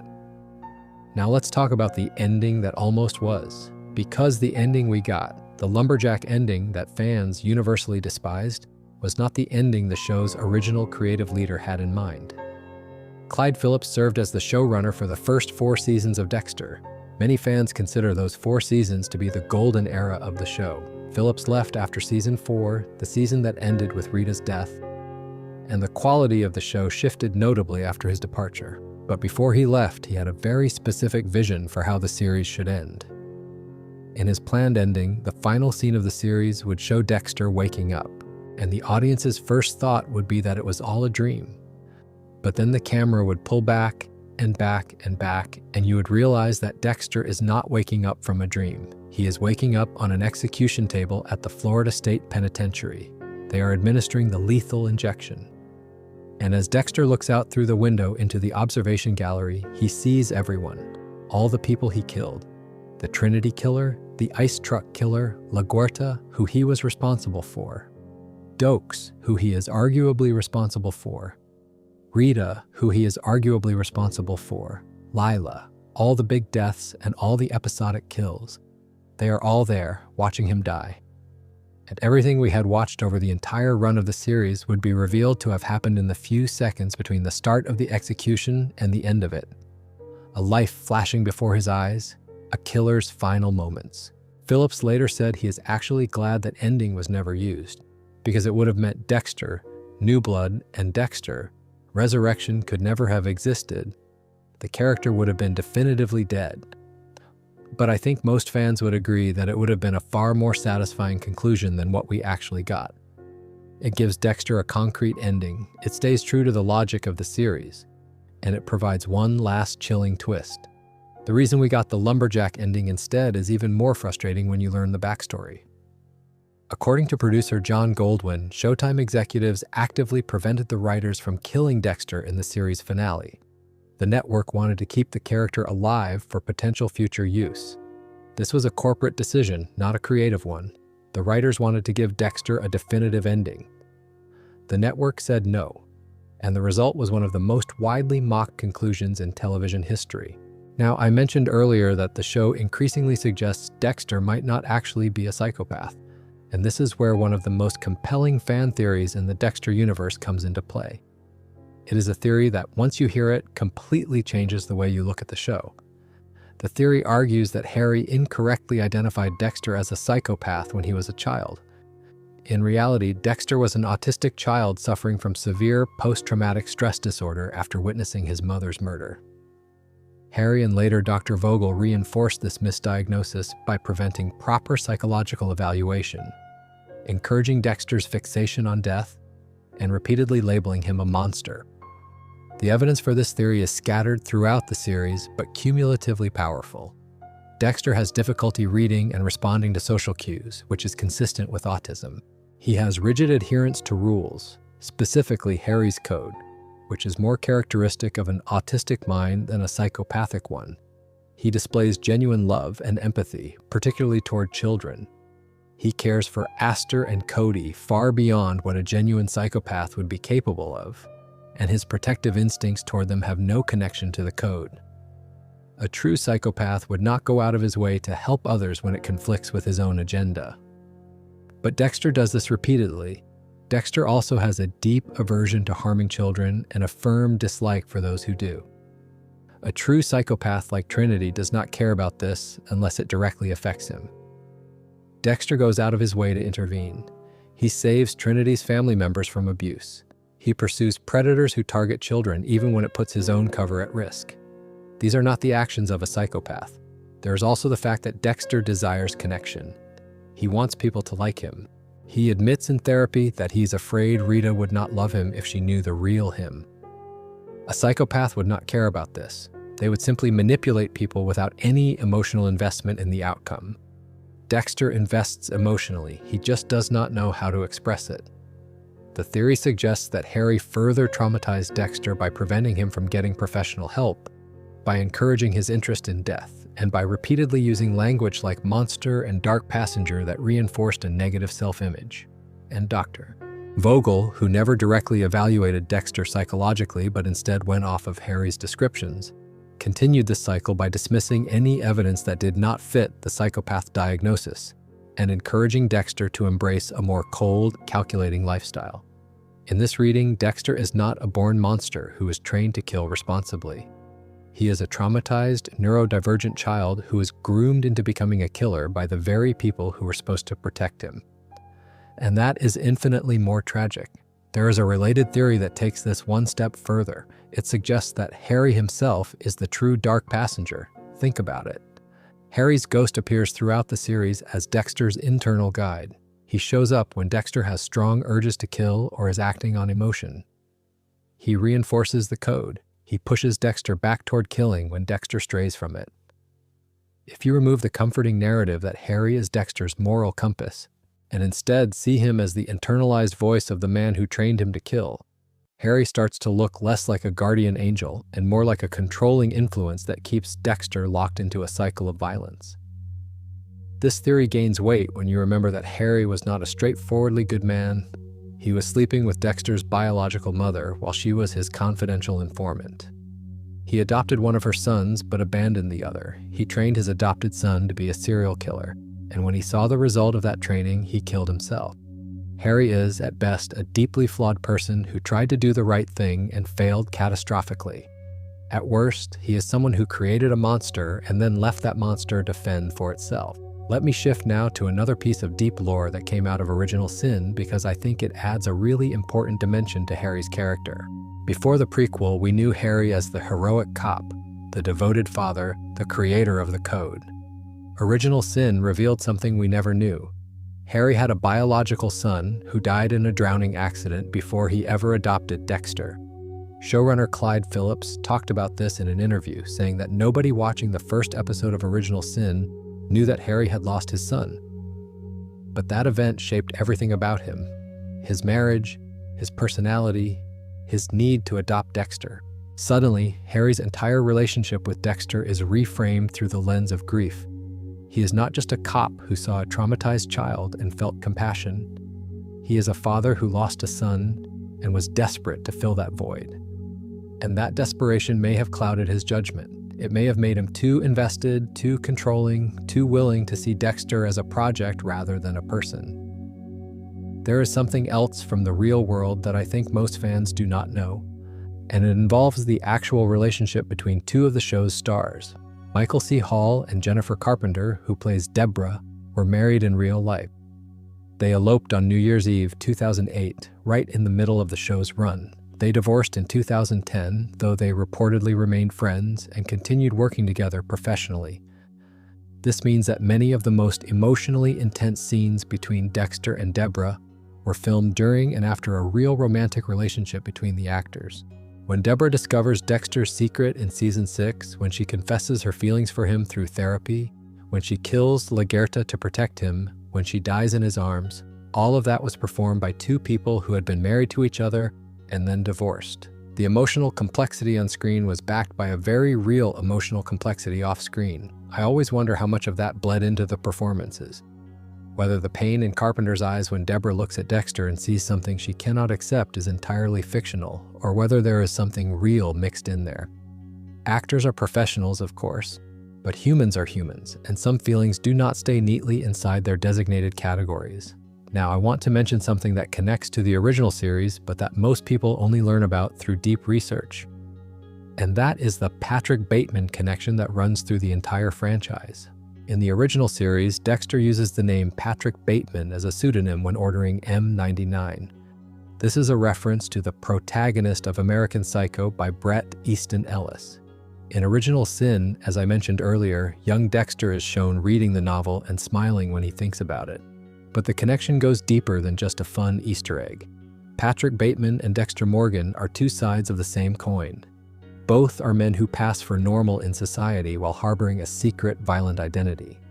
Both are meticulous and ritualistic. Both use a certain kind of charm to disarm the people around them. But Bateman kills for pleasure and status, while Dexter kills according to a code of justice. They are mirrors of each other. And Dexter using Bateman's name as his alias is a subtle acknowledgement that Dexter knows exactly what he is. He is not deluding himself. He knows he belongs in the same category as the fictional monsters he reads about. He just believes his version is better. There is also something interesting about the way both characters interact with their environments. Bateman is obsessed with the surfaces of things: business cards, restaurants, designer clothing. Dexter is obsessed with the surfaces of people: blood patterns, behavioral tells, the masks they wear. Both men are reading the world in a way that normal people cannot, and both are using that reading to maintain their dual lives. Let me talk about one more thing before we descend into the final, deepest layer of this iceberg. And that is the moment in Original Sin when we see Dexter's birth in blood. Episode 8 of the prequel takes us inside the shipping container. We see it all: Laura, the children, the other prisoners, Estrada, Jimenez with the chainsaw. The horror of it is unflinching. Laura tells Dexter to close his eyes, but he does not. He watches, wide-eyed, silent, absorbing every moment. And then there is a detail that I think is easy to overlook but incredibly significant. After the massacre, after Harry rescues the children, after Brian is sent away and Dexter is brought into the Morgan household, young Dexter begins collecting newspaper clippings about killers. He hides them inside a magazine. He studies them obsessively. He wonders if he is like them. He wonders if anyone will ever give him a nickname. This is a child who is not just traumatized. He is fascinated by what traumatized him. The violence that should have destroyed him instead became the thing that defined him. Whether that is because of the trauma itself, or because of how Harry chose to respond to it, or because of something innate in Dexter's psychology, the show refuses to give a definitive answer, and I think that refusal is the point. Dexter Morgan is a question without an answer. He is a character built on ambiguity. Is he a monster or a victim? A vigilante or a predator? A broken person who found the only way he could function? Or a dangerous man who was given permission to indulge his worst impulses? Every season asks these questions. Every season refuses to fully answer them. And that is why, nearly 20 years after the show first aired, people are still talking about it, still theorizing, still arguing, still listening to 2-hour deep dives about it while trying to fall asleep. Which brings us to the very bottom of the iceberg, the deepest layer, the abyss. Down here, we are talking about the things that only come to light when you have read every interview, watched every behind-the-scenes featurette, and followed the franchise through every twist and turn of its surprisingly long and complicated life. So let's go there. There is another piece of deep production history that I think deserves mention. and it has to do with the way the show was structured behind the scenes. Each season of Dexter was built around what the writers called the Big Bad, a central antagonist whose thematic presence would force Dexter to confront a specific aspect of his own humanity. Season 1's Big Bad was Brian Moser, and the theme was biological family. Can Dexter connect with someone who shares his nature? Season 2's Big Bad was, in a sense, Dexter himself. The Bay Harbor Butcher investigation forced Dexter to confront the possibility of exposure. Season 3's Big Bad was Miguel Prado, and the theme was friendship. Can Dexter have a real friend? Season 4 was Arthur Mitchell, and the theme was domestic life. Can Dexter be a husband and father? Season 5 was Jordan Chase, and the theme was partnership. Can Dexter share his mission with someone else? Season 6 was Travis Marshall, and the theme was faith. Does Dexter have a soul? Season 7 was, arguably, Deborah herself. The theme was honesty. Can Dexter exist without the mask? And Season 8 was Dr. Vogel, and the theme was origin. Who made Dexter what he is? This structure gave every season a clear thematic identity, and it meant that the antagonists were not just obstacles for Dexter to overcome, they were mirrors. Each one reflected a different facet of Dexter back at him, and each one forced him to evolve in some way. The show was at its best when the Big Bad was compelling enough to carry this thematic weight. The Trinity Killer worked because John Lithgow brought such terrifying depth to the role. Brian Moser worked because the reveal of his identity was genuinely shocking. Miguel Prado worked because Jimmy Smits brought charm and menace in equal measure. When the Big Bad was weaker, the season suffered. Season 6's Travis Marshall, while served by an interesting twist with the Geller hallucination, never quite reached the heights of the show's best villains. And Season 8's Brain Surgeon felt underdeveloped, more plot device than character. But the structure itself was sound, and it is a structure that the franchise has carried forward into Resurrection, where Leon Prater and the Dark Passenger Killer represent new versions of the Big Bad concept. The show's writers talked about this structure openly in interviews and companion podcasts. During the original run, Showtime produced an official wrap-up podcast featuring the cast, writers, and producers dissecting each episode. For New Blood, a similar podcast was hosted by executive producer Scott Reynolds. These podcasts often contained details that enriched the viewing experience and gave fans insight into the creative decisions behind specific scenes. One detail that came up repeatedly in these conversations was the importance of Dexter's voiceover narration. The writers described the voiceover as essentially a second character in every scene. Dexter's spoken dialogue and his internal thoughts are often completely different, and that dissonance is where much of the show's dark humor comes from. A character will say something heartfelt to Dexter, and his internal response will be clinical, detached, or absurdly inappropriate. The voiceover is also what makes the audience feel complicit, because we are the only ones who hear Dexter's real thoughts. We know things that no other character knows. We are inside the killer's head. And that intimacy creates a bond that is very hard to break, even when Dexter does terrible things. Michael C. Hall has talked about the challenge of performing with a voiceover track. He has to convey two realities simultaneously. The mask Dexter shows the world and the truth underneath, often in the same scene. It requires a level of subtlety that not every actor could manage. The slight flattening of his expression when someone makes him feel something. The micro adjustments in his body language when he is performing normalcy versus when he is genuinely engaged. It is one of the great sustained acting performances in television history, and it only becomes more impressive when you realize he maintained it across 8 seasons and counting while also battling cancer. There is another fan theory worth exploring, and it concerns the nature of Dexter's voiceover itself. Some fans have theorized that the voiceover narration throughout the series is actually Dexter telling his story from a specific point in time, looking back on everything that happened. If you listen carefully, the narration sometimes has a reflective quality, as if Dexter is describing events from a position of temporal distance. He uses phrases that suggest hindsight. He frames things in a way that implies knowledge of what comes next. If this theory is correct, it raises an interesting question. Who is Dexter talking to?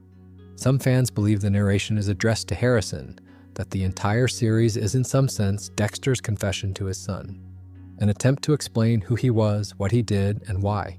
This theory gained some traction after New Blood, where the Dexter-Harrison relationship becomes central, and again with Resurrection, where Dexter is actively seeking Harrison out. Others believe the narration is Dexter talking to himself, that the voiceover is his way of processing events in real time, narrating his own life as a coping mechanism. This interpretation aligns with the idea that Dexter is constantly performing, even for his own benefit. He narrates himself into existence. Without the voiceover, without the running commentary, he might not know who he is. And some fans have suggested that the narration is the dark passenger itself speaking through Dexter, that the detached, often humorous observations are not Dexter's true thoughts, but the thoughts of the thing inside him, looking out at the world through Dexter's eyes. This is a darker interpretation, but it is consistent with the show's suggestion that the dark passenger may not be entirely metaphorical. The beauty of the voiceover is that it works under any of these interpretations. It is a narrative device that carries multiple meanings simultaneously, which is fitting for a show that is fundamentally about duality. One last descent, and then I will let you rest. Welcome to the bottom. The abyss. This is where the iceberg ends and the darkness of the deep ocean begins. Down here, we are talking about production secrets, corporate decisions, legacy details, and the wild twists of a franchise that just will not die. Some of this is fascinating, some of it is strange, and some of it will make you see the entire Dexter universe in a way you never expected. Let's start with something that happened during the 2007 Writers Guild of America strike. When the strike hit, television production across the industry ground to a halt. Networks scrambled for content, and CBS, the broadcast network that is part of the same family as Showtime, made an unusual decision. They began airing edited versions of Dexter episodes on broadcast television. Now Dexter was a Showtime original. It was a premium cable show. It featured graphic violence, mature themes, and a protagonist who murders people with a power drill. And CBS put it on network TV. Edited, yes, toned down, certainly. But still a show about a serial killer airing in primetime on a broadcast network. The Parents Television Council was not happy. They argued loudly and publicly that putting a show that validates a serial killer on public airwaves, even in an edited format, was socially irresponsible.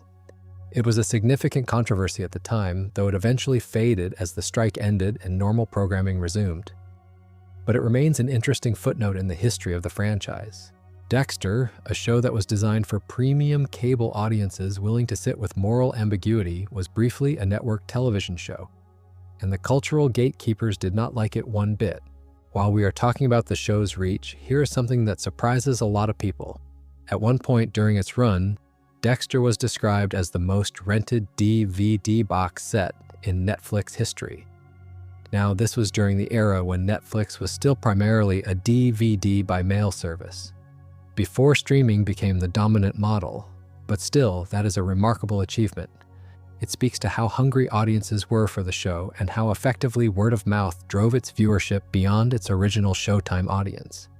The show also generated an enormous amount of merchandise.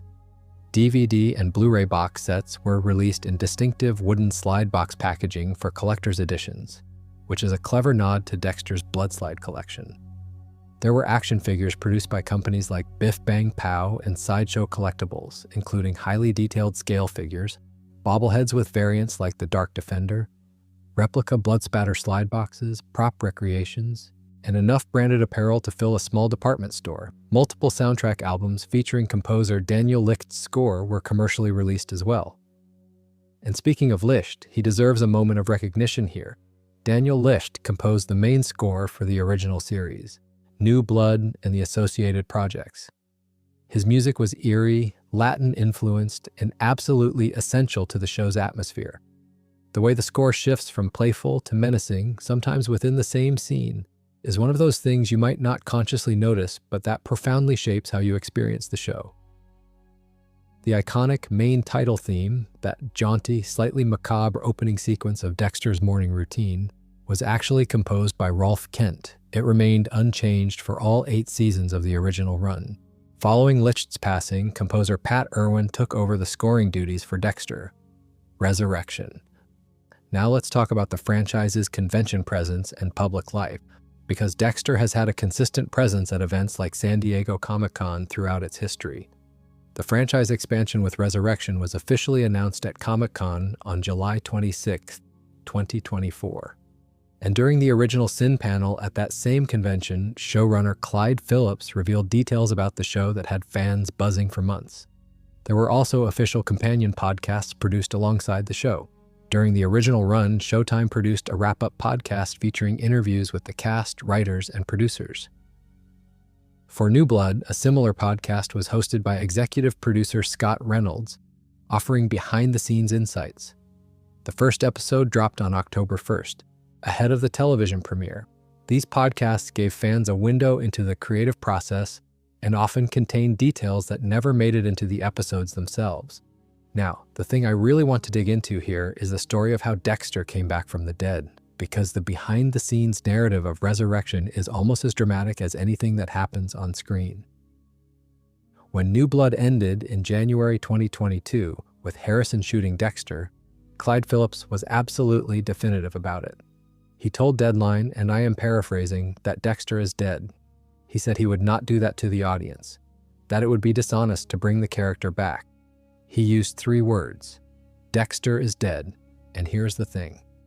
The scene where Harrison kills Dexter was actually filmed in the early days of New Blood's production, not at the end, at the beginning. Michael C. Hall specifically requested that they film it early to solidify the character's fate. He wanted it locked in. He wanted to know, going into the rest of the season, that this was how it ended. There was to be no changing of minds. After New Blood, Hall focused on his music career. He is the lead singer of a band called Princess Goes, and he toured across the United States and Europe. He seemed content. The Dexter chapter was closed. And then it was not.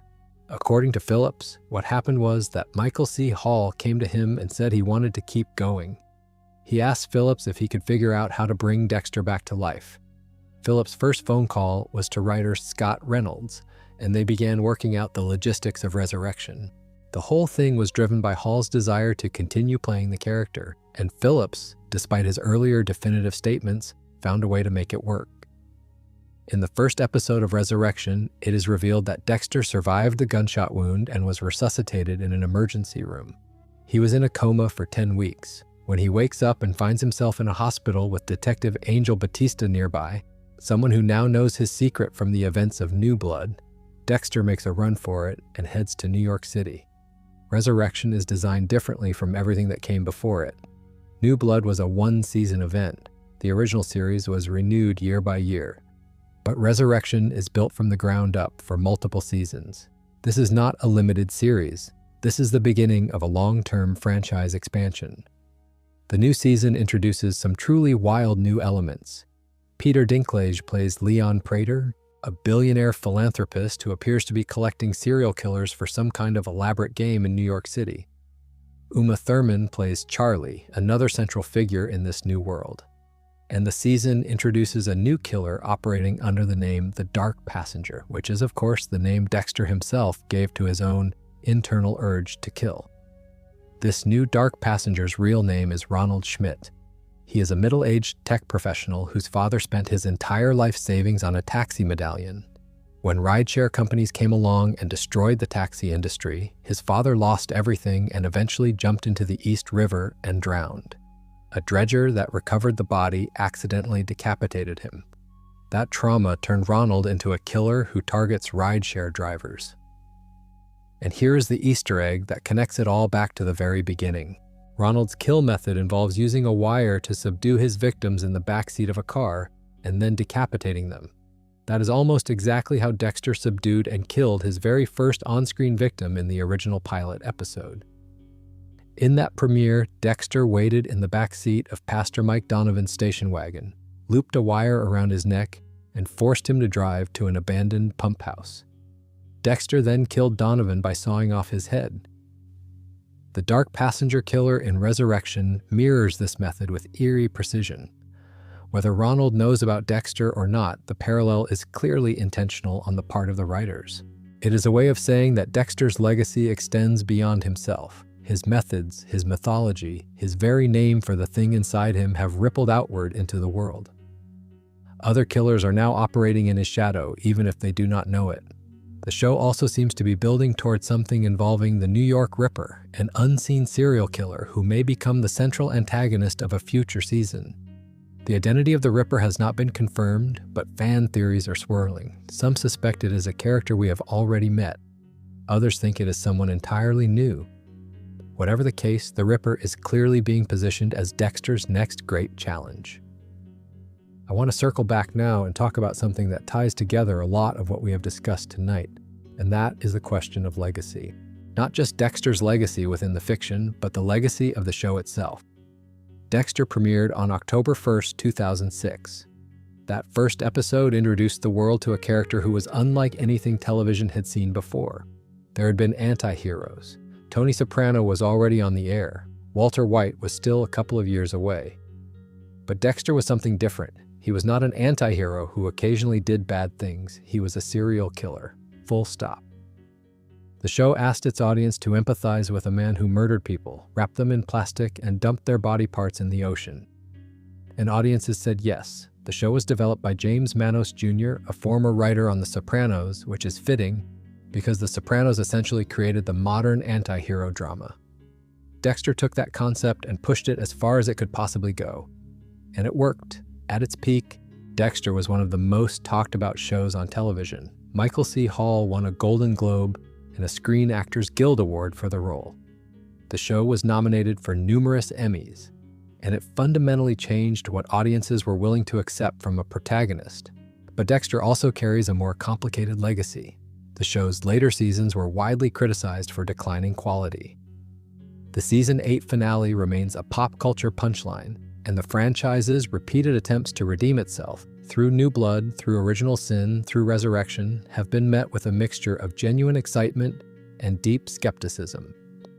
I think the thing that keeps people coming back, though, is not the plot. It is not the twists or the kill rooms or the Miami sunshine. It is the question at the center of Dexter Morgan's character, a question that the show has been asking for nearly 20 years and still has not answered. Is Dexter Morgan a monster, or is he a victim? The show gives you evidence for both interpretations. He was traumatized as a child. He was shaped by forces beyond his control. He was misdiagnosed, mislabeled, and manipulated by people who were supposed to help him. Those are the hallmarks of a victim. But he also kills people, methodically, repeatedly, by choice. Even when he has the option to stop, even when the people around him beg him to stop, he continues. He destroys the lives of nearly everyone who gets close to him. Rita, Deborah, Dokes, LaGuerta, even Harrison, who spent his entire childhood in the wreckage of his father's choices. Those are the hallmarks of a monster, and the show never tells you which one to believe. That is its genius, and that is its cruelty. Because the audience is left exactly where Dexter is left at the end of every season, caught between two irreconcilable truths, unable to fully commit to either one. I think that ambiguity is what makes Dexter such perfect material for an iceberg like this. The surface level is clean and simple. A man who kills killers, cool premise, fun show, great performances. But the deeper you go, the murkier it gets. The more questions you ask, the fewer answers you find. And eventually, if you go deep enough, you end up in a place where the only honest thing to say is that you do not know. You do not know what Dexter is. You do not know what the show is trying to say. And you are not sure the show knows either. And I think that is okay. I think that is actually the point. Some stories are not meant to be solved. They are meant to be sat with, lived in, returned to again and again, each time finding something new. Now, before I let you go, there are a handful of smaller details that I want to scatter here at the very bottom of the abyss, just because I think they are interesting and they deserve to be shared. Jeff Lindsay, the author of the novels, lives in Cape Coral, Florida, about a 2.5-hour drive from Miami. When asked in interviews if Dexter could work as a character in a different city, Lindsay said Dexter could absolutely be set in Perth, Western Australia, which is a wonderfully specific and unexpected answer. The original Dexter series produced 96 episodes over 8 seasons. When you add New Blood's 10 episodes, Original Sin's 10 episodes, and however many episodes Resurrection ends up producing, The franchise will likely surpass 130 episodes before it is done. That is an extraordinary amount of content built around a single character. The show maintained a presence at San Diego Comic-Con throughout its original run, and the major announcements for the franchise expansion, including Resurrection, were made at Comic-Con in July 2024. The convention remains one of the primary venues for Dexter news and reveals. Dexter. Original Sin was specifically designed to fill in the 15-year gap between Dexter's childhood and the start of the original series. Showrunner Clyde Phillips coined the term prequelizing to describe what they were doing. When you watched the original Dexter, he said, the character was fully formed. He killed someone within the first few minutes and knew exactly what to do with the body. Original Sin asks the question, how did he get there? And finally, there's a detail that I find quietly beautiful.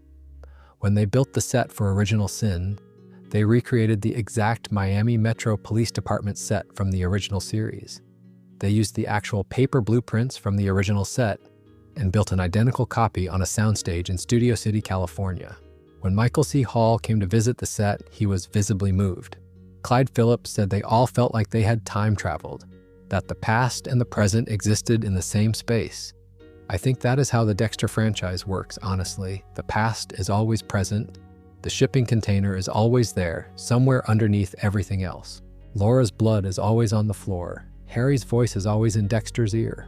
And no matter how far the character travels, no matter how many years pass or how many times he is killed and resurrected, he is always the boy who opened his eyes in the dark and chose to watch. I want to mention one more thing about the broader Dexter universe before we close out, and that is the fact that this franchise exists in a global context.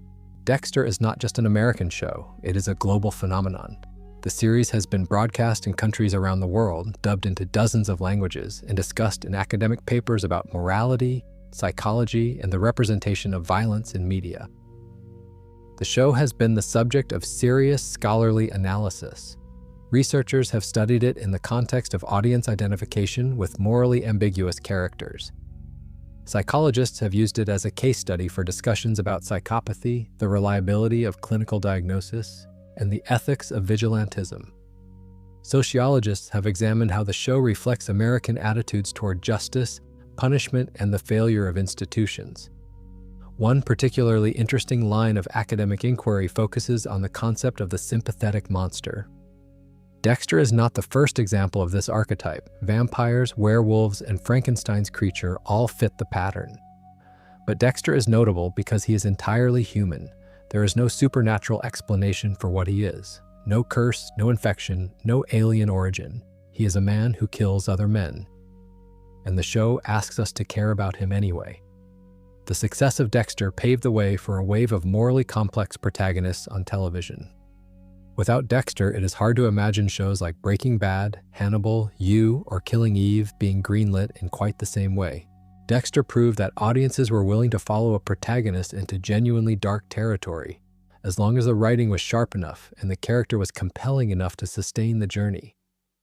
Whether that influence is ultimately positive or negative is a question worth asking, but probably impossible to answer. Some people watched Dexter and came away with a deeper understanding of moral complexity. Others, like Mark Twitchell, came away with something much worse. The show itself cannot be held responsible for how individuals receive it. But it exists in a cultural ecosystem where representation matters, and the sympathetic serial killer is a representation that carries real weight. And since we are down here in the deepest part of the iceberg, let me share a few more scattered facts and details that are worth knowing. The opening title sequence of Dexter, that iconic montage of Dexter's morning routine where everyday activities like shaving, cooking breakfast, and getting dressed are filmed to look like acts of violence, was designed by the creative studio Digital Kitchen. It won multiple awards and is widely considered one of the best opening sequences in television history. The genius of it is in the misdirection. Slicing a ham looks like cutting flesh. Tying shoes looks like tying bindings. Squeezing a blood orange looks like, well, blood. The entire sequence trains your eye to see violence in the mundane, which is exactly what the show's about. The show was filmed primarily in Long Beach, California, despite being set in Miami. Exteriors were shot on location in Miami, but the majority of interior scenes and many exterior shots used Long Beach as a stand-in. The crew did an exceptional job of making California look like Florida, down to the lighting, the vegetation, and the color grading. If you did not know, you would never guess that Dexter's Miami apartment was actually in Long Beach. There is also a small but dedicated community of fans who track Dexter's confirmed kill count across the entire franchise. In the original 8 seasons, Dexter kills well over 100 people, though the exact number depends on how you count kills that are implied but not shown. His first on-screen kill is Pastor Mike Donovan in the pilot, and his most significant kills include Brian Moser, Miguel Prado, Arthur Mitchell, and Travis Marshall. Whether any kill after Rita's death carries the same weight is a matter of ongoing debate among fans.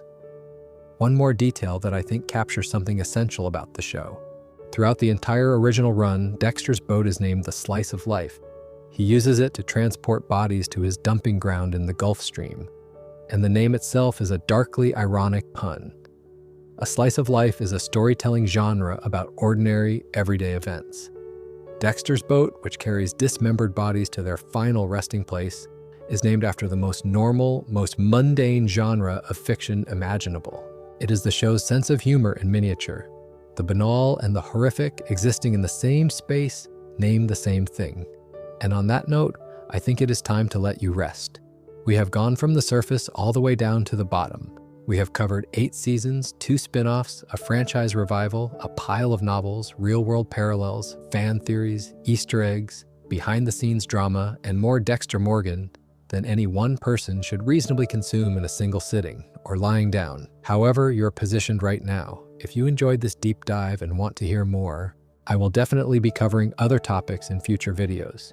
There is so much more in the Dexter universe that I did not have time to fit in tonight.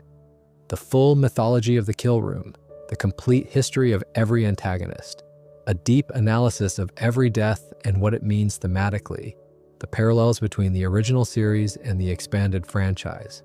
All of that is on the table. But until next time, thank you for listening, thank you for syncing with me, and sweet dreams, even if Dexter Morgan probably would not approve of that sentiment. Good night. There is one more thread I want to pull on before we truly finish, and it ties together something about the franchise that I find endlessly compelling. And that is the way each iteration of Dexter, each new show, and each new season revises what came before it. The original series established a mythology, New Blood revised it, Original Sin revised it again, and Resurrection is revising it still. When the original series ended, the story of Dexter Morgan seemed relatively straightforward. He was a psychopath trained by his father to channel his urges. The Code was Harry's creation. The Dark Passenger was something that had been with Dexter since the shipping container. End of story. But New Blood complicated that. It introduced the idea that Dexter's darkness might be hereditary. Harrison shows signs of it. The violence seems to have passed from father to son, raising questions about whether the Code was ever really necessary or whether Harry simply accelerated a process that would have happened anyway. Original Sin complicated things further. It revealed that Harry had his own traumas and motivations that the original series never explored. The death of his biological son, his affair with Laura Moser, his partnership with Vogel. Suddenly, Harry was not just Dexter's father. He was a grieving, compromised, deeply human man who made decisions under extreme emotional pressure. The Code was not a rational system. It was born from chaos. And Resurrection complicates things even more. Dexter is alive.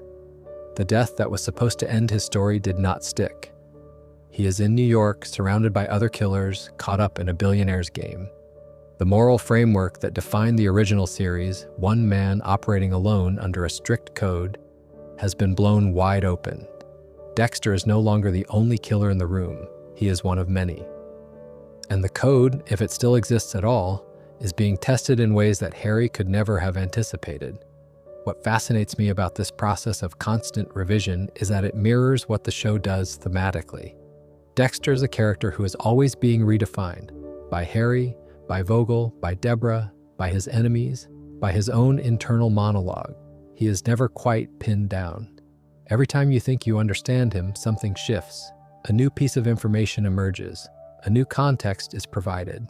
And you have to reconsider everything you thought you knew. That is what an iceberg is, really, not just a structure with a visible surface and a hidden depth. It is something that is constantly shifting. Currents push it, temperatures change it, the water around it is never still, and the thing itself is always slowly, imperceptibly becoming something different from what it was the moment before. Dexter Morgan is like that. The Dexter franchise is like that. And our understanding of both is like that too. It is never finished, it is never settled. There is always another layer to discover, another angle to consider, another theory to test against the evidence. And honestly, I think that is the best thing about being a fan of this franchise. It never runs out of depth. No matter how many times you watch the episodes or read the novels or listen to deep dives like this one, there is always something new waiting beneath the surface. Something you missed, something you forgot, something that changes everything you thought you knew. The iceberg keeps going down. It always will. I also want to leave you with one more thought that has always stuck with me. In the very first episode of the original series, Dexter says that whatever made him the way he is left a hollow place inside. He spends 8 seasons, a revival, a prequel, and a resurrection trying to fill that hollow place. With kills, with rituals, with relationships, with family, with the code, with the dark passenger, with every tool and construct available to him. And at the end of all of it, after everything he has done, and everyone he has lost, and every mask he has worn and discarded, the hollow place is still there. Dexter Morgan, after all these years, is still the boy in the shipping container, still sitting in the dark, still covered in blood, still watching. And maybe that is the deepest truth the iceberg has to offer, not a theory or a fact or a production secret. Just the quiet, unshakable recognition that some wounds do not heal, some stories do not end, and some characters, no matter how many times you try to lay them to rest, keep opening their eyes. Good night, sleep well, and thank you for spending this time with me down here in the dark.